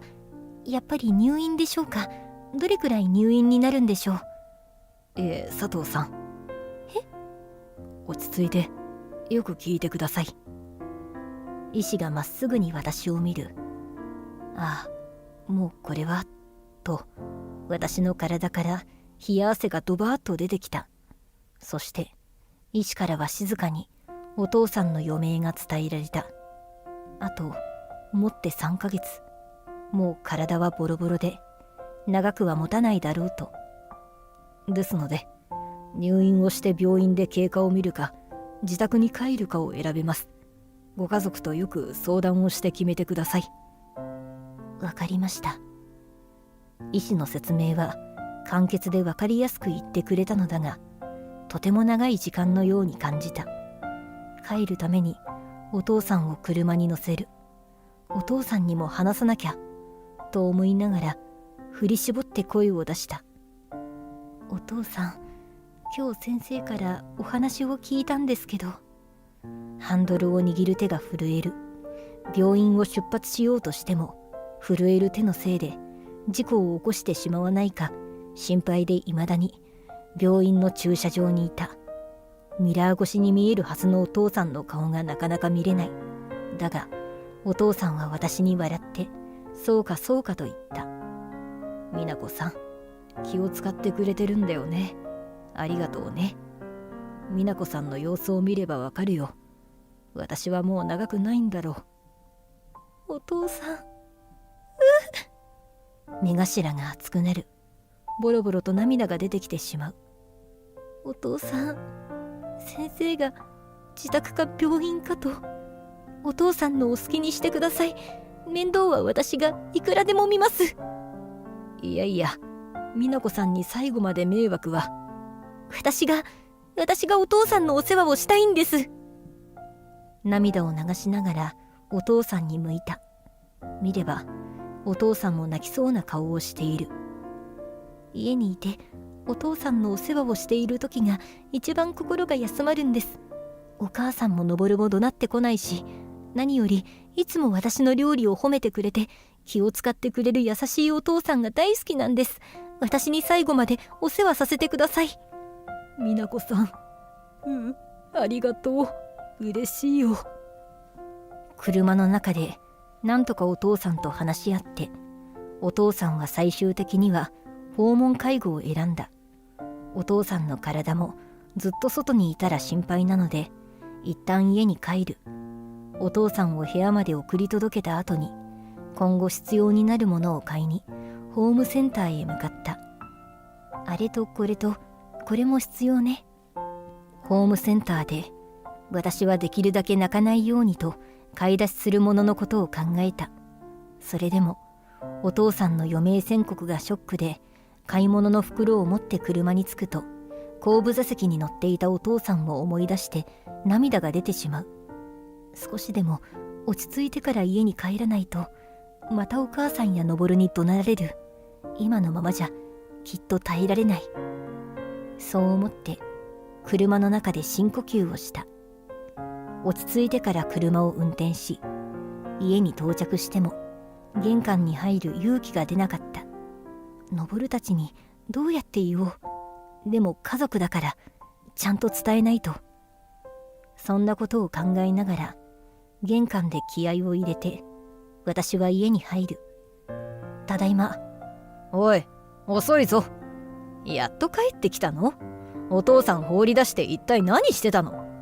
すでに登も帰ってきていた。玄関に入るとすぐに登がやってきて怒鳴り声を浴びせられる。お母さんはリビングにいるようで声だけが聞こえていた。ごめんなさい、今日は病院に行っていて。私は買い物袋を持って急いで台所に向かった。台所には食べ終わったカップ麺が2つ捨ててあった。お前が遅すぎて先に飯食ったよ。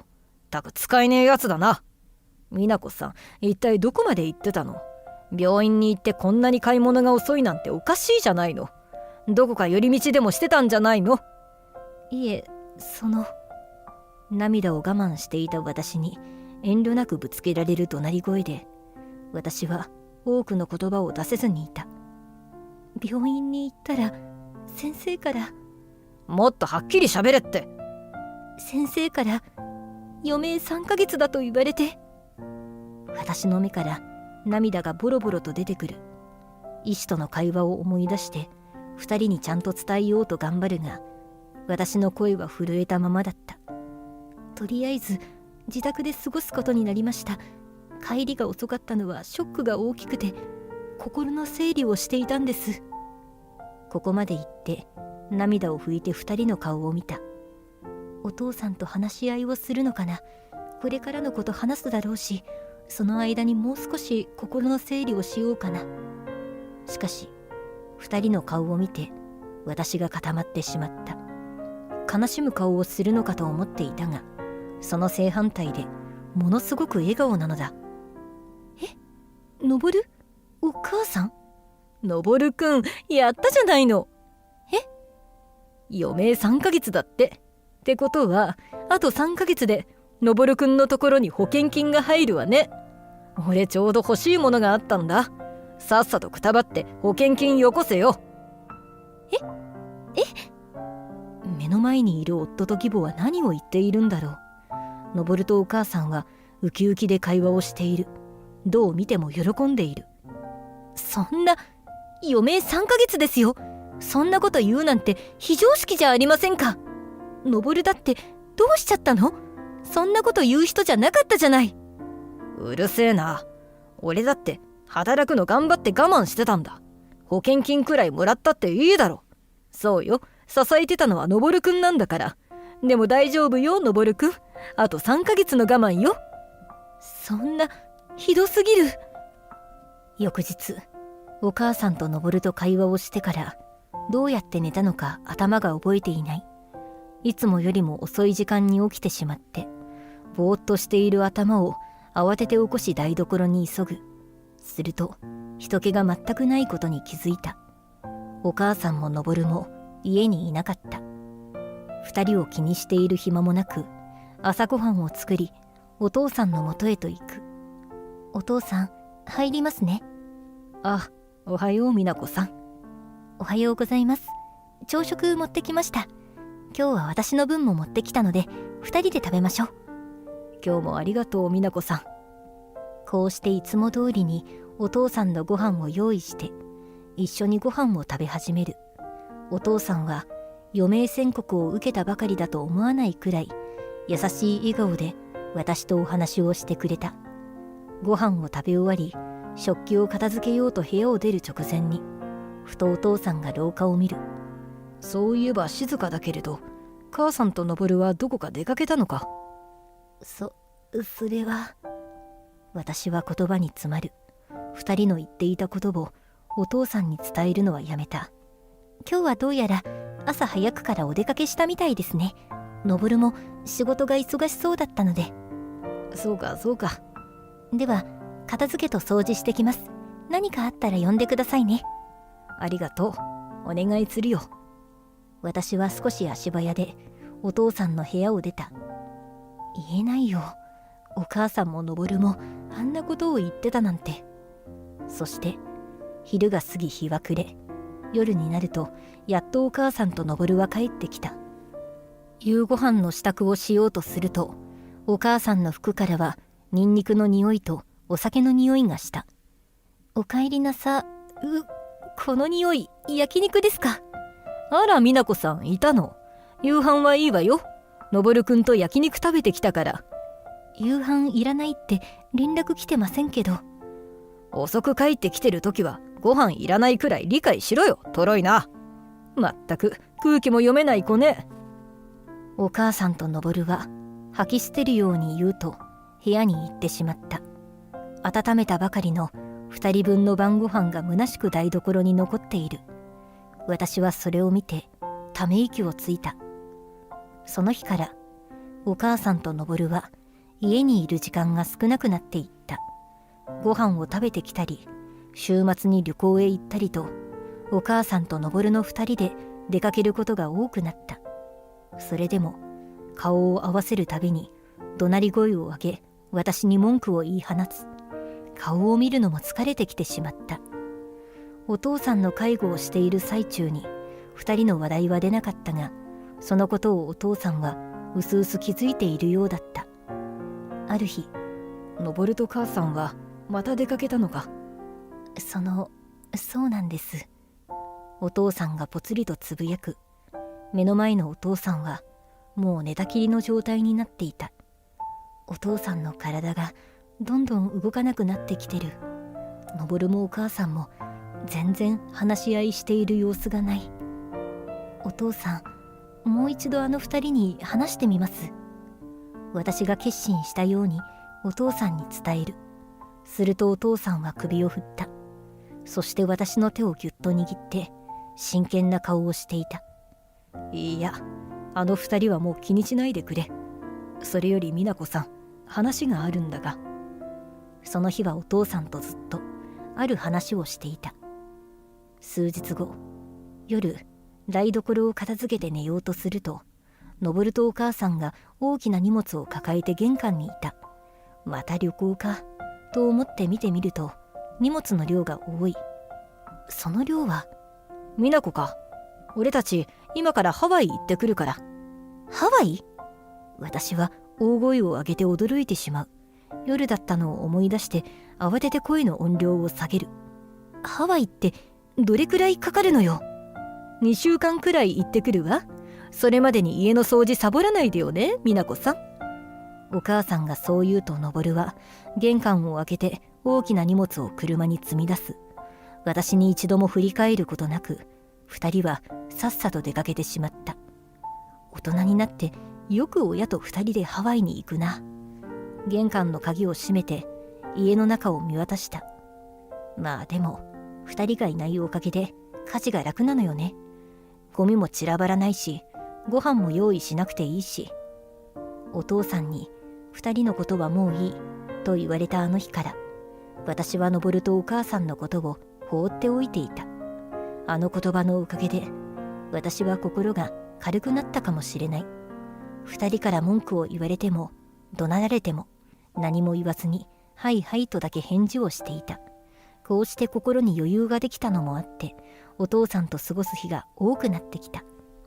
貯金を切り崩して質素な生活をしているため少し大変ではあるけれど、お父さんと楽しい日々を過ごせていた。2人がいないし、当分夜はゆっくり眠れそう。あくびをして私は眠る。2人が出かけたことによって怒鳴られることがなくなったので、ほっとしていたかもしれない。その日はものすごくよく眠れた。翌日の朝、お父さん、おはようございます。開けますよ。朝、起きてから様子を見るためにお父さんの部屋に入る。お父さんもちょうど目が覚めたようで、ニコニコしながらおはようと言ってくれた。美奈子さんおはよう。今日は窓から光が入っててね、暖かい日だね。そうですね。お洗濯物が乾きやすそうです。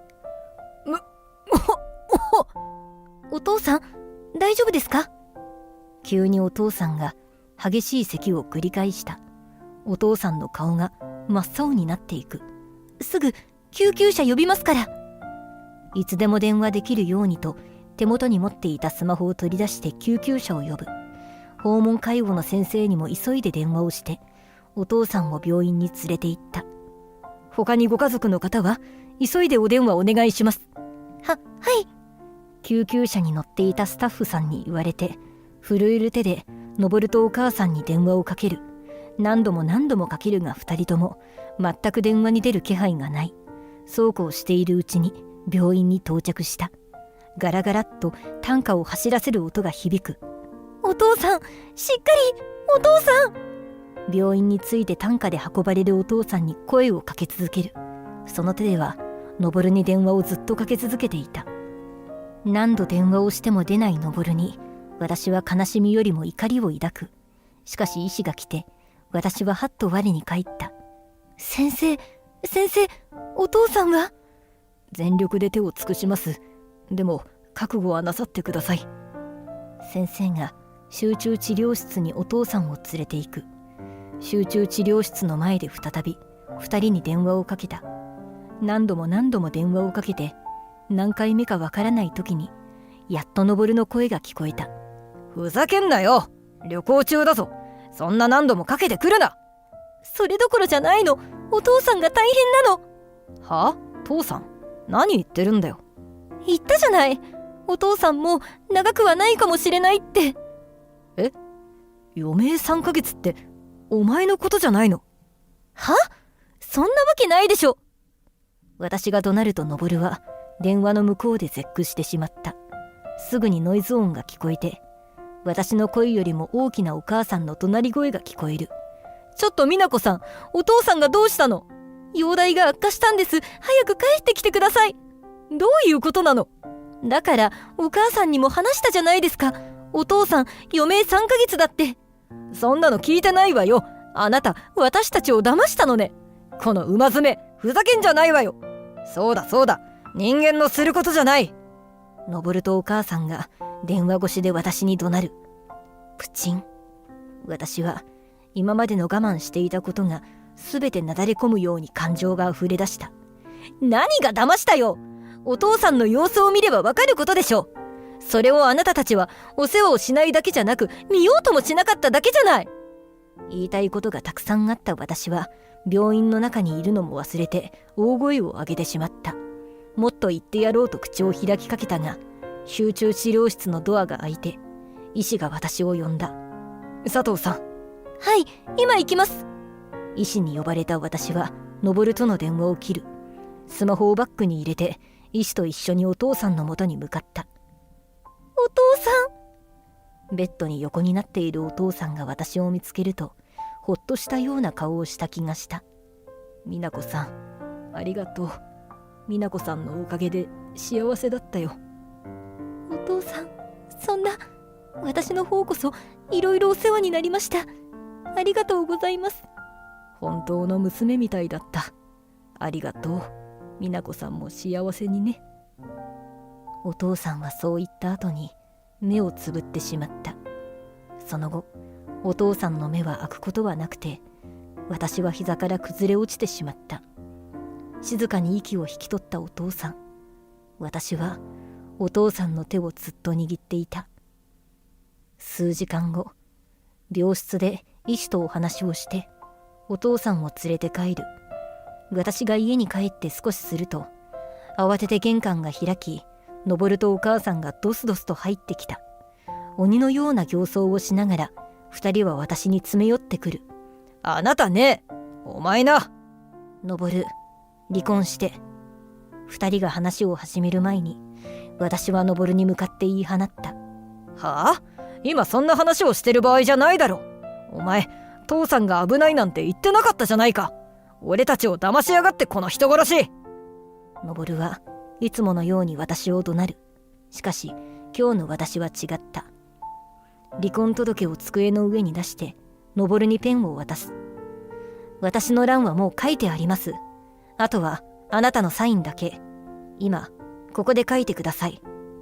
俺の稼ぎがないと何もできないくせに離婚なんてよくそんなことが言えるな。いいだろ、してやるよ。お前みたいな無職の馬詰め、こっちから願い下げだね。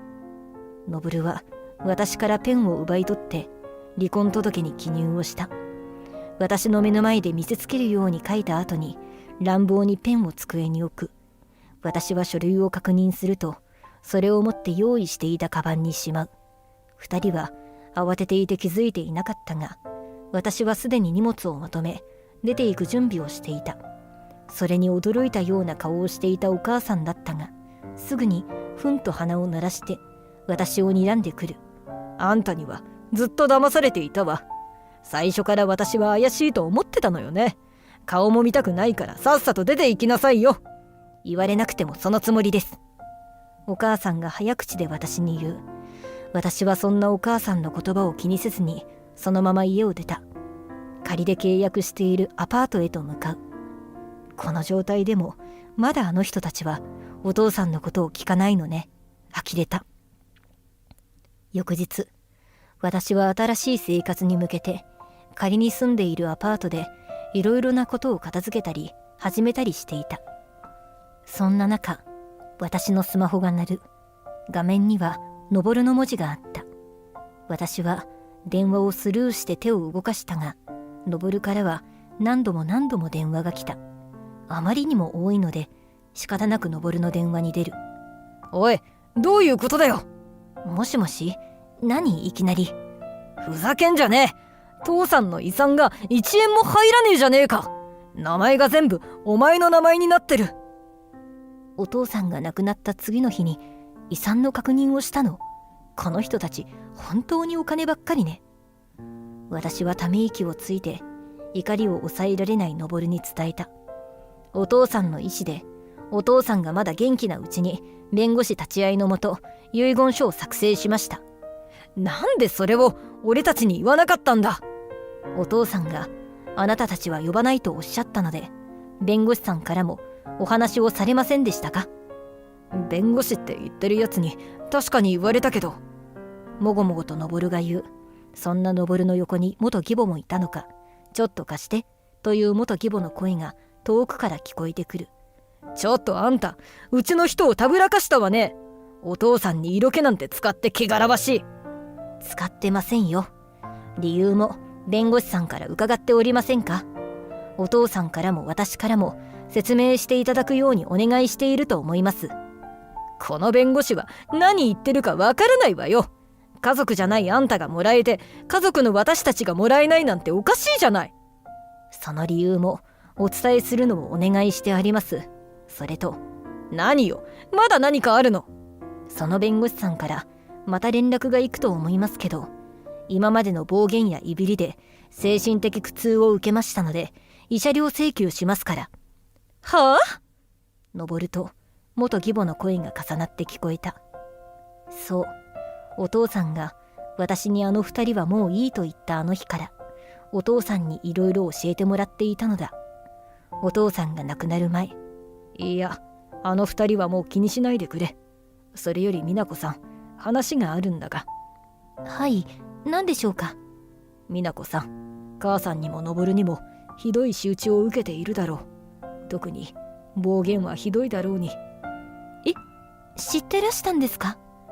ああ、あの二人の声が私の部屋まで届いているんだよ。母さんにも話そうとしたんだが、部屋に来ることもなくなってな。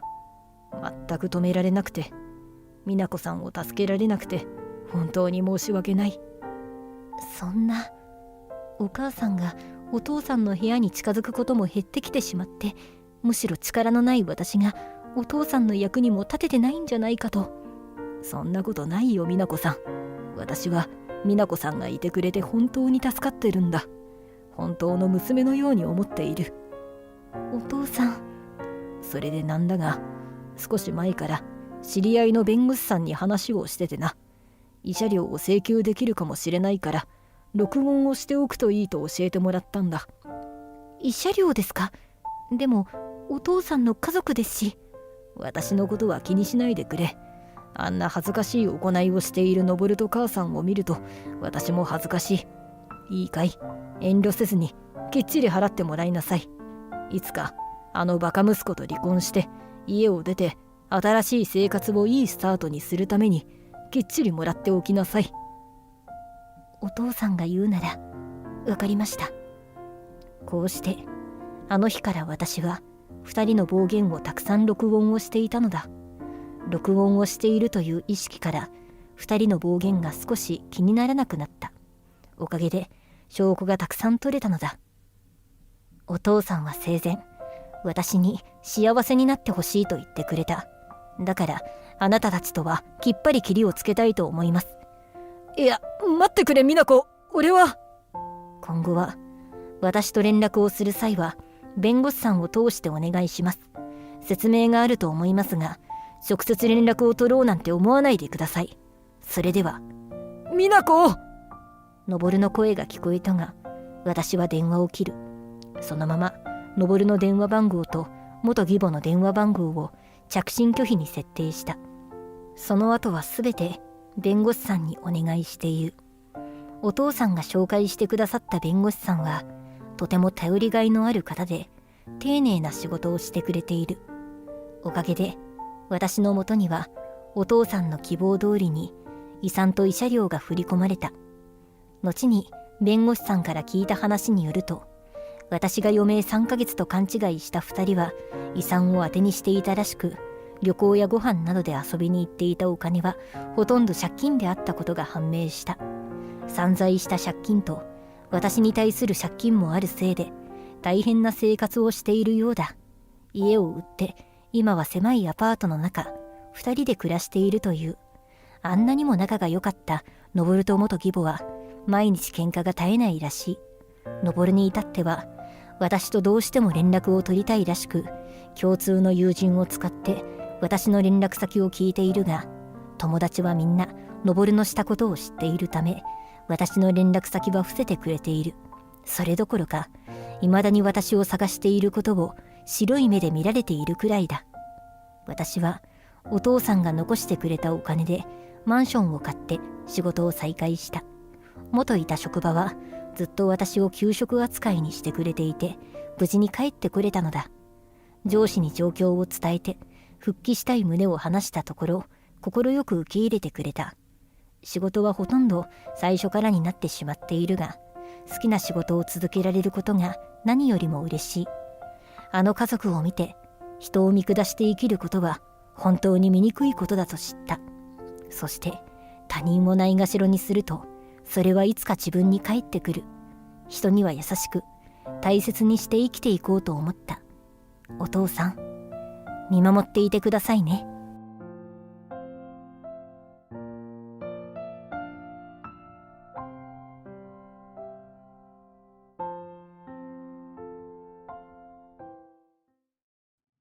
そうだ、お前にこの商談を任せてやるよ。英語を使った商談。意気揚々と挑んだ上司は、自分の英語が通じないことに気づき、俺を前にやる。お前、俺より年上だろ？さぞかし仕事ができるんだよな。ほら、お前の腕の見せ所だよ。中卒の実力とやらを見せてみな。一言余計だ。俺はニヤニヤ笑う上司から資料を受け取り話し始めようとすると、上司が俺の耳元で囁いた。失敗したらお前に全責任を負ってもらうからな。は？自分ができないことを棚にあげ、すべてを俺のせいにするつもりだ。なんて男だ。俺はこみ上げてくる怒りを何とか抑え、わかりました、とだけ言った。俺は先方に上司の非礼を詫び、すぐに説明を始めた。あっけに取られる上司、そりゃそうさ。だって俺は、とんだ秘密を抱えているのだから。俺の名前は、香川いつき。広告代理店で働いている。小学生の頃、父親を病気で亡くし、母親との二人暮らしだった。母は複数のパートを掛け持ちして、俺を養ってくれていたのだが、過労がたたり、仕事先で倒れてしまった。大事には至らなかったが、母が入院することになり、医療費がどうしても必要だった。当時高校生だった俺は、卒業まで待っていられず、高校を中退し、働くことにした。高校に通いながら、知り合いに紹介してもらっていた広告代理店でアルバイトをしていた俺。高校卒業と同時に、社員として働かせてもらうつもりだったのだが、無理を言って時期を早めてもらった。本当に今の会社には感謝している。会社に恩返しをするため、俺は一層仕事を頑張った。中でも最も苦戦したのが英語だった。アルバイト時代ではさほど必要でなかった英語だが、正社員となると扱えて当然。学校の授業で終わる英語しか習得していなかった俺にとって、日常会話はおろか、ビジネスに応用させるなんて至難の業である。しかし、泣き言を言う暇なんてなかった。母親のため、俺の面倒を見てくれる上司や先輩のためにも、仕事と勉強の日々。毎日大変だったが、やりがいもあるし、みんなが優しかったおかげもあり、順調に成果を上げられるようになっていった。そして、一人前になったと周囲から認められた頃、ようやく本格的に会社への恩返しができる。そう思っていた矢先に、海外の別の会社へ転職することになった。母の体も落ち着いており、安心して移動することができたのは幸いだった。時が経つのは早いもので、あっという間に10年が過ぎた。俺は諸事情により、再びあの会社で働くことになり、久しぶりのオフィスへ出勤する。こんなところに自動販売機なんてあったっけ？あの絵画には見覚えがある。なんて時の流れを実感していると、懐かしい顔が出迎えてくれた。10年も経てば、知っている人と知らない人が半分ずつの状態だったが、役員に就任していた当時の上司が、俺のことをみんなに紹介して回ってくれたおかげで、居心地の悪さは感じなかった。ある一人を除いては。俺の配属先は、海外クライアントを対象とした部署だった。佐野という名前の部長は、俺が挨拶に行くと、あからさまに嫌そうな顔をした。新しい人が来ると聞いていたのに、こんなじじいだなんて。しかも中卒だろ？期待外れだな。初対面からここまで失礼なことを言われるとは思わず、驚きで固まってしまう。確かに人事上では、俺は中途入社扱いだ。出戻りとはいえ、10年も経っていたら休職扱いにはならない。海外へ移住する前にはいなかった彼は、現在33歳らしい。俺は49歳なのだが、そこまで老けて見えるのだろうか。ショックを受けていると、佐野さんは、いいですか？うちは外資系の企業なんです。英語ができないと話にならないんですよ。英語、わかります？年寄りには難しいですかね、と馬鹿にされた。彼は、俺が海外転勤から帰ってきたことを知らないのか？一応、10年間海外に住んでいたことを伝えたのだが、最近は英語ができなくても海外で働くことはできるんですよ。聞いたところ、以前は韓国の会社にいたようですが、と言われた。言いたいことはわかる。短期的な転勤であれば、最低限の語学力さえ持っているだけで、あとは翻訳機を使ったり、身振り手振りでなんとかなる場合もある。しかし、さすがにそんな生活を10年も続けられるはずがない。はい、直近は韓国ですが、韓国はね、日本語の看板や標識が多いんだよ。日本語が通じるところだってあるじゃないか。そこで働いていても、海外での転勤経験としては不十分だと思いますよ。それを得意げに、海外で勤めてました、なんて自慢されてもね。反論しようとしたのだが、佐野さんは自分の話をし始めた。俺は帰国子女でしてね。大学までアメリカにいたんですよ。つまり、本場の言語やコミュニケーションを知っているんです。まあ、俺はあなたよりずっと年下ですが、あなたより本物を知ってるんでね。わからないことがあったら俺に聞いてください。ここは実力主義の会社なんで、年が上でも経験値は俺の方がはるかに上なんで。鼻につく言い方だが、彼も自分の威厳を守るのに必死なのだろう。仕事をスムーズに行い、会社をうまく回していくには、彼との良好な関係は必須。しばらくは達観している方がいいだろうという結論に至った。俺は部署の状況把握も兼ねて、部のメンバーの進捗管理を行うことになった。すると、明らかに一人だけ、業務量が多い人の名前を見つけた。木島りささん。まだ若手の社員のようだ。彼女は自分の業務に加え、雑用や会議資料の作成、先方とのやりとり、部署で出た案の取りまとめなど、分担すべき仕事を一手に引き受けていた。もちろん、彼女に課せられた業務は別にある。なぜ、木島さんだけがと不思議に思った。彼女の仕事に余裕があるのかと考えたが、どうやらそうでもないらしく、毎日残業している状況。サボりがちであるわけでもなさそうだ。俺は木島さんに事情を尋ねるべく話しかけた。木島さん、仕事量が多いみたいだけど大丈夫？香川さん、はい、大丈夫です。俺に声をかけられて驚いたにもかかわらず、即座に大丈夫という返事が来て少々心配になる。本当かい？残業が多いみたいだし、自分の仕事に手が回っていなさそうだから。お気遣いありがとうございます。いいんです。私みたいな仕事のできない人間には、これくらい厳しくしてもらわないと。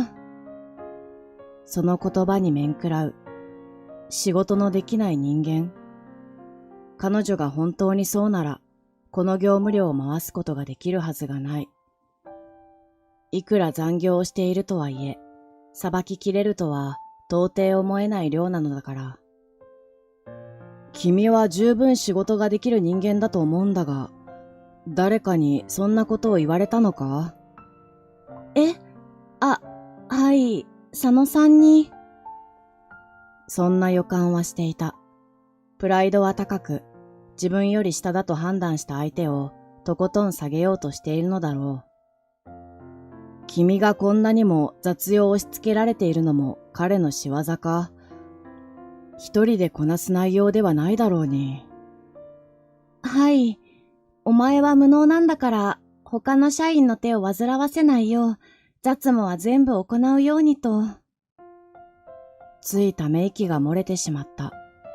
もちろん、佐野さんの言動は褒められたものではない。しかし、真に受けて従ってしまう方もどうかと思ってしまった。彼の言葉を信じたのか？拒否するべきことは拒否していいし、他のメンバーに手伝ってもらうことも。それはできないんです。木島さんが小さな声で反論した。何やら事情がありそうだ。なぜだい？佐野さんに意見するのはちょっと、あの人は社長のご子息ですので。そういうことか。社長の息子だからといって、部下を馬鹿にしたり、過重労働を強いていいはずがない。しかし、若手の彼女が何を言っても聞く耳を持たないのだろう。他の社員が木島さんを手伝わない様子を見るに、みんなも同じく佐野さんの権力を恐れているのだと推測できる。とにかく手伝うよ。俺に触れそうな仕事は渡してくれる？そんな、申し訳ないです。本来はみんなの仕事なんだから、俺が手をつけるのは当然だよ。俺に押し切られる形で、木島さんは手つかずの仕事を俺に託した。すべて片手間でできる仕事だが、いかんせん量が多い。慣れていなければ、時間のかかる作業だろう。木島さん、終わったから他の仕事も回してくれる？もうですか？うん。ああ、一応ダブルチェックはよろしく。やり方が間違ってたら遠慮なく指摘してね。はい。それと、今日しなければいけない仕事はある？この資料の確認とデータの取りまとめです。それなら、定時までには終わりそうだね。明日以降でいい仕事は、また明日、一緒に片付けよう。だから今日は定時に帰るんだよ。でも、明日からも俺が手伝うから。ありがとうございます。何度も何度も頭を下げられた。他の社員は、俺たちの会話が耳に入っているであろうに、聞こえないふりをしている。俺がいた頃は、権力を振りかざす人間も、忙しそうな社員を見て見ぬふりをする人間もいなかった。変わってしまった原因の一因に、佐野さんがいることは間違いなさそうだ。俺が木島さんのサポートをしていることが知られたら面倒なことになりそうなので、バレないようメールやチャットでやり取りをしながら業務を分担することにした。香川さんってどうしてそんなに仕事が早いんですか？いえ、先輩にこんな質問失礼ですよね。資料作成の打ち合わせのために小さな会議室で二人話し合いをしていると不意に尋ねられた。全く失礼じゃないよ。ただ仕事が早いっていうか慣れているのもあるかな。社歴だけは長いからね。そんなに長くこの会社にいらっしゃるんですか？高校からいたんだよ。最初はアルバイトとしてだけどね。そんなに早く？俺は自分の生い立ちを軽く説明した。そういうわけで、社内の仕組みとかいろんなデータが頭に入っているから早く処理できるっていうのはあるかな。そうだったんですね。私も見習わないと。木島さんだって十分できているよ。誰よりも仕事が早いのに、オーバーワークのせいでそう見えないだけだ。さっき、俺の母が過労で倒れたって言ったよね。はい。いくら若くても仕事のしすぎで体調を崩すことはある。木島さんの顔色、まだ悪いままだから、どうか無理しないでほしい。ご心配ありがとうございます。せめて来週の商談までは持ちこたえたいんですけど。その考えが良くないよ。大事な商談が控えているからこそ、体調を第一にしなければ。優先度の低い仕事は俺に任せて。でも、香川さんにばかりお任せして申し訳ないです。俺が切羽詰まっているように見えるかい？いいえ。堅くなだった木島さんを見て少し心配になった。もしかして俺は彼女からやりがいを奪おうとしているのではないか、と。俺の目には木島さんが大変な目に遭っているように見えるが、本人にとって俺の行動はありがた迷惑なのかもしれない。しかし、このままだと、彼女が母親のように倒れてしまう。それだけは避けたい。でも、木島さんの仕事を横取りするつもりはないんだよ。おせっかいだったら遠慮なく言ってほしい。ただ、心配でね。すると木島さんは、とんでもないですと言いながら、勢いよく立ち上がった。香川さんには本当にお世話になって、正直、香川さんが来られる直前まで、もう限界かなって思っていたんです。誰も私のことを知らないふりで、でも、香川さんのおかげで頑張ろうって思えました。本当に感謝しています。木島さんは涙ぐんでいた。木島さんが今までどれほど我慢してきたのか、俺には計り知れない。だが、これからの彼女を支えることはできる。俺は耐えてきた木島さんへのねぎらいを込めて、共に頑張ることを誓った。1週間後、俺たちの部署で取り掛かっているプロジェクトの商談の日。担当は木島さんで、相手方のビルの前に集合する予定なのだが、木島さんは集合時刻になっても姿を見せない。何かあったのかと心配しながら電話をかける俺と、苛立ちを隠せない佐野さん。木島のやつ、社会人としての自覚が足りなさすぎる。何度かけても不在着信だ。このまま姿を見せなければ、佐野さんが代わりに商談をすることになる。そのこと自体問題はないが、せっかく頑張って仕事をしていた成果を発揮できないことを残念に思っていた。その時、俺のスマートフォンが鳴る。知らない電話番号だが、木島さんかもしれないと思って応答すると、予想だにしていない相手だった。香川いつきさんのお電話でしょうか。私、桜病院の者です。はい、香川は俺ですが、病院？実は先ほど、御社の木島理沙さんが当院に救急搬送されまして。え？無事なんですか？俺が声を荒げたため、みんなが俺の方を見る。その視線に応じている場合ではなく、電話口に集中した。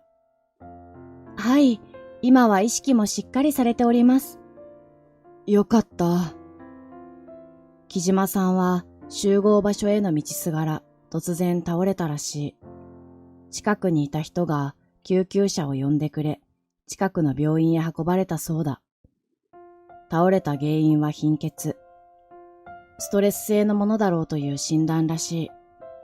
病院に運ばれた時は、朦朧としていた意識も、今ははっきりとしているどころか、待ち合わせている俺に、ことづてを頼むくらいには回復しているとのこと。今日は入院をして、問題なさそうなら、明日にでも退院できるそうだ。俺は、ほっとして電話を切った。無茶をしないように言っていたのに、今日のために、1週間根を詰めすぎていたし、無理もない。商談が終わったら、お見舞いに行かなくては。こちらを見ているみんなに、ようやく経緯を説明すると、佐野さんは案の定というか、呆れたことに憤慨していた。体調管理もろくにできないなんて、本当にあいつは使えないな。誰のせいで体調を崩したんだ、と言ってやりたいが、今関係を悪化させて、商談に響くのも良くない。今後の段取りについて指示を仰ぐと、佐野さんは腕を組み、俺に手を伸ばした。資料をよこしなさい。俺が対応しよう。お相手さんとは英語でのやりとりが必要だしな。意気揚々とビルに入っていく。実力を見せつけるのが楽しみなのだろう。俺が英語での商談を教えてやるから、よく見ておけよ。なんて言っていた。しかし、いざ商談が始まると、佐野さんはしどろもどろに資料と取引先の顔を見比べていた。一目で何があったのかわかる。佐野さんの英語が通じない。加えて、先方が何を言っているのか、佐野さんは理解できていないのだ。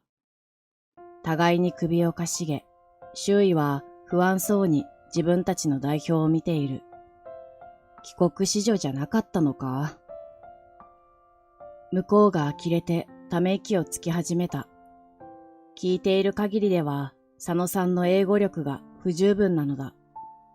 このままでは商談が成り立たない。大丈夫ですか？小声で尋ねると、佐野さんは弱気な様子から一転、俺を睨んだ。しかし、状況が状況なので、気迫は感じられない。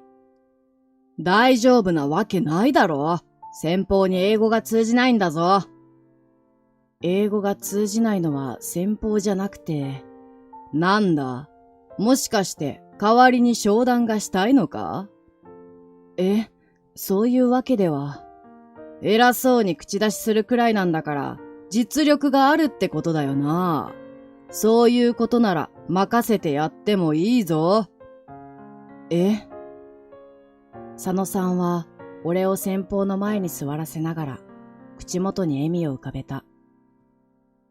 そうだ、お前木島のことこそこそ助けてたらしいな。偉そうに。お前がどれだけのもんか見せてもらおうじゃないか。さぞかし仕事ができるんだろうな、中卒くん。仕方ない。俺は資料に目を通し、話し始めようとすると。失敗したらお前の責任だからな。俺の耳元で佐野さんが囁いた。自分ができないことを棚に上げ、すべてを俺のせいにするつもりだ。そして俺だけでなく木島さんにまで。なんて男だ。俺はこみ上げてくる怒りを何とか抑え。わかりました。と言った。俺は先方に佐野さんの非礼を詫び、すぐに説明を始めた。広告案や他社との比較、これまでの実績など、木島さんが頑張って作った資料をもとに商談を進める。もちろん英語でだ。佐野さんの時は全く進まなかったのに、あっという間に話がまとまり、先方も心よい返事をくれた。他社に依頼するか悩んでいたらしいのだが、俺のセールストークがうまくいったらしく、ぜひ御社で、とのことだった。いやー、君の話は素晴らしかったよ。ぜひ君の会社で取引がしたい。ありがとうございます。すると先方はいたずらな笑みを浮かべていった。いやー、隣の彼の説明は何を言ってるのかわからなくて、どうしようかと思ったよ。ははは。俺は苦笑いするしかできなかった。何はともあれ、交渉は成功した。よかったですね、佐野さん。うまくいったことにすら気づいていない佐野さんに話しかけると、曖昧にうなずいていた。取引先のビルを出てから決まったことをかいつまんで説明すると、佐野さんは痛く喜んでいた。先にみんなを会社に帰らせ、俺は木島さんの入院先へ向かう。商談の結果を伝えると、とても喜んでくれた。本当にありがとうございました。なんとお礼を言えばいいか。そんなことより元気になってくれればいいよ。あ、佐野部長、私のこと怒ってましたよね。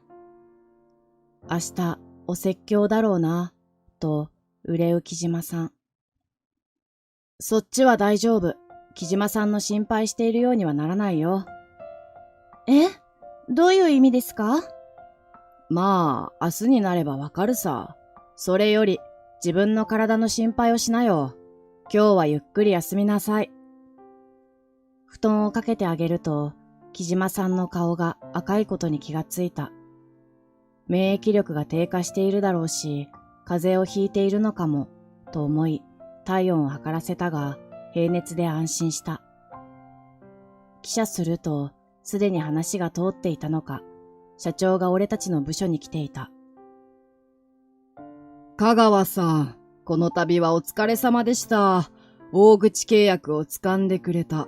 一安心ですよ。にこやかな笑顔で握手を求めてくる社長に応じる。今回の商談は一大プロジェクトの一部だった。故に成果は大きい。すると横から佐野さんが口を挟む。いやー、社長。今回の商談はすぐに決着がつきましたよ。俺の指導が良かったみたいです。その言い方だと、まるで自分のおかげで取引が成立したみたいだ。とんでもない。彼は見ているだけだった。木島さんの準備と俺のセールスでどうにかなったから良かったものの、そんな俺の胸の内を知ってか知らずか、佐野さんの口は止まらない。それに比べて、木島は本当になってない。危うく商談がダメになるところだったんですよ。彼女をプロジェクトから降ろしましょう。ああ、香川さんはまあまあいい働きをしてくれたので、今後は俺の直属の部下にしてやってもいいですよ。危うく商談をダメに仕掛けたのは佐野さんだし、俺が商談を成立させたのだ。すぐバレるような嘘をつきつつ、偉そうに振る舞う佐野さん。そんな彼の言葉に、社長はついに笑いをこらえきれなくなったようだ。あははは、面白いことを言うな、お前は。きっと、社長であり、父でもある彼に褒められるとでも思ったのだろう。佐野さんは、つられるように愛想笑いを浮かべた後、社長の言葉で笑顔が固まった。お前が香川さんの部下になるんだよ。は？お前、随分と香川さんに対して失礼な態度をとっていたみたいだな。え？そりゃ、中途入社なのに、俺より年寄りで、中卒だって話も聞いていたし。俺の上司だという話は聞いていないのか？その真実に、佐野さんは目を丸くした。上司？そう、佐野社長は、俺の部下にあたる。高校を中退した俺が、18歳になった頃、彼は大学卒で入社してきた。年齢は彼の方が上だが、社歴がすでに5年以上経過していた俺が、先輩という立ち位置になったのだ。彼も将来が期待されるほどの優秀な人材で、エリート街道まっしぐら。このまま役員を目指したいと言っていた一方で、俺は努力と猛勉強の末、得た語学力を買われ、海外にある親会社で働くことになったのだ。支社と子会社をいくつも保有している会社だったので、10年間で様々な国を移動しながら働いた。多くの文化を知ることで会社へ還元してほしいと俺に投資してくれた会社には感謝し尽くしても足りないほどである。最初はアメリカ、そしてヨーロッパを渡り、アジアも経由して、そして韓国の支社にいた時に、その時社長に就任していた佐野社長から連絡が来たのだ。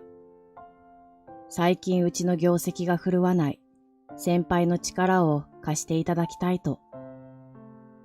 親会社での経験を活かせれば会社に恩返しができる。そう思った俺は親会社との契約を取り交わしつつ元の会社に戻ることを許してもらったのだ。どうして何も言わなかったんだ？佐野さんが俺に怒りをぶつけようとするが全くの無意味だ。だって佐野さんが俺の話を聞いてくれなかったんじゃないですか。それにあなたの話を聞いて、業績悪化の原因の一つがあなたではないかと思ったので。それはどういう？社員を物のように扱い、気持ちを汲み取ろうともせず、ひたすら業務を押し付ける。自分の威厳を守るために。そうやって自分の言いなりになる人間を自分のそばに置き、何かあったら責任をなすりつける。これが社員の意欲低下につながっているんじゃないかと思ってね。それはあなたの主観だ。俺は社員に厳しく接することで節度ある会社づくりを。そうですか。では、これを聞いてもそう言ってられますか？突然木島さんの声がオフィスに響く。音源は俺のスマートフォンだ。いいえ、佐野部長は手間のかかる仕事をすべて私に集中させるようみんなに言っていました。そして、俺の言うことが聞けないのなら、次はお前らが木島みたいになるんだぞって。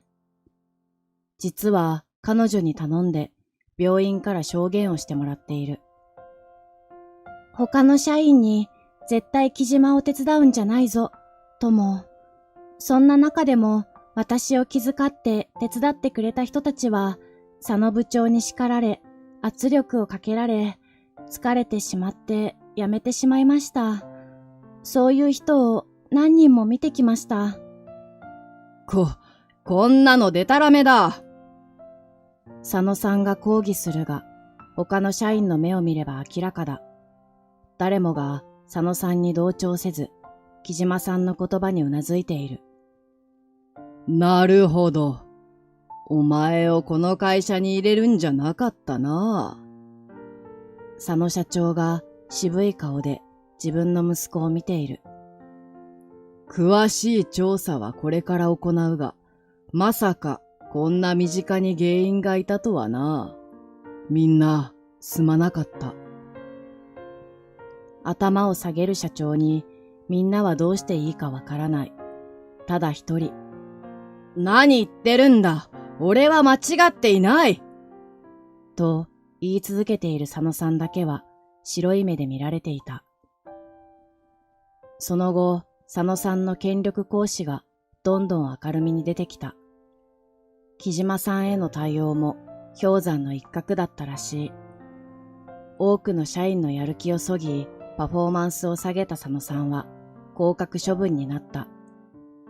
平社員として新人と同じ仕事からやり直し、社員たちの仕事ぶりを見習わなければいけないらしい。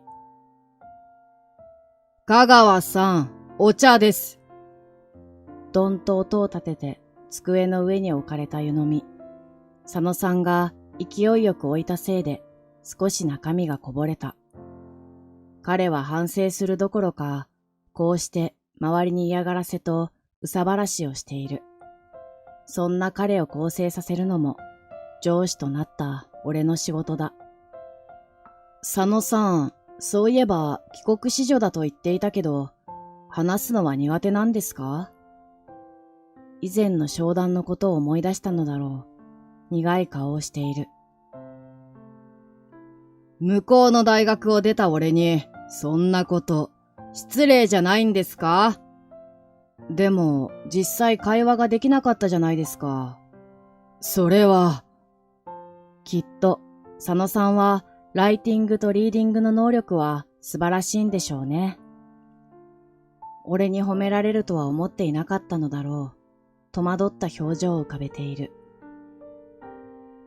アメリカにいる間、学校や地域では日本人同士としかつるまなかったんじゃないですか？どうしてそれを？よくあることですよ。現地の人とコミュニケーションを取らなければ、結局語学は身につきませんから。だから、俺ができないやつだって言いたいんですか？まさか、その逆ですよ。それでもあなたは、大学を卒業するまでに至ったんです。つまり、慣れない環境でも適応できる才能があるってことじゃないですか？さあ、その環境が俺にふさわしいかどうか次第だと思いますけど。まず佐野さんは、その他人任せの性質をどうにかしないとね。はあ？明らかに苛立った返事から、かつての部長だった面影がすっかり消え失せていた。だって、仕事も言語も全部他人任せだったから今の君がいるんだろう？態度を改めないとずっとそのまま。悔しくないのか？悔しくないわけないだろ。香川さんに何がわかるんですか？社長の息子になったこともないくせに。もしかして彼は社長の息子という重圧に押しつぶされて身動きが取れず適切な振る舞い方を見失っていたのかもしれない。上の人間になるにはもっと勉強して人から尊敬される人にならなければね。そして何を言われてもくじけず努力することだよ。悔しい思いをしてきたならその倍努力すればいい。そしたらみんな君を認めてくれるよ。佐野さんは返事をせずにどこかへ行ってしまった。しかし入れ違いで席に戻ってきた木島さんが、今、佐野さんとすれ違ったんですけど、なんか泣きそうな顔してました。と言っていた。俺の言葉が少しでも彼に響いていたらいいな。ところで、クライアントから追加の依頼が来ていましたよ。何でもヨーロッパの人に向けた広告だとか。佐野さんと入れ替わりで部長に就任した俺は、社長の意思通り、親会社での経験を生かして、社員と共に様々なプロジェクトに関わっている。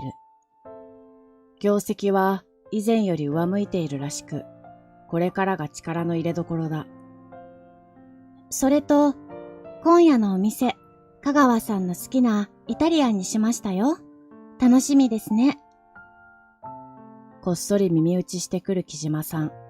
どうやら俺はいつの間にか彼女に好かれていたらしい。20歳も上のおじさんなんて若い彼女にとって何の面白みもないだろうに。一度そう言ったが、仕事と同じように恋愛にも年齢は関係ないと言い返された。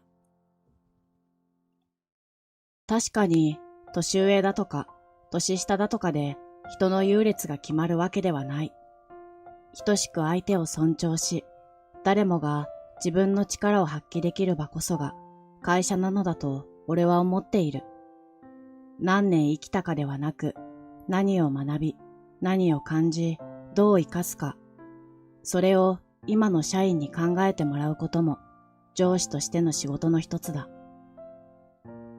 それからまた数週間経った頃、佐野さんが俺の席に一冊のファイルを持ってきた。商談で使う資料、まとめておきました。え、もう？全部英語のデータだったのに、早いね。中をざっと確認しただけだが、手を抜いた様子はなく、図表もわかりやすい。当然ですよ。言ったでしょ。俺は帰国子女なんですから。その言い方に、以前のようなおごった態度は見られない。自分の能力をただ発揮しただけ。そう受け取れる。そうだね。さすがだよ。佐野さんの著しい成長に負けていられないなと思った。俺もまだまだ勉強中だ。若手社員から様々な流行を教えてもらい、それを仕事に還元する。学ぶことが楽しい職場なんて贅沢かもしれない。これからも大好きな会社で仕事のことや人間関係を学んでいけたら、そんなことを考えていると、木島さんの声がした。香川さん、会議始まりますよ。恋愛についても少しずつ学んでいけたらいい。俺は席を立ち、彼女のもとへ向かった。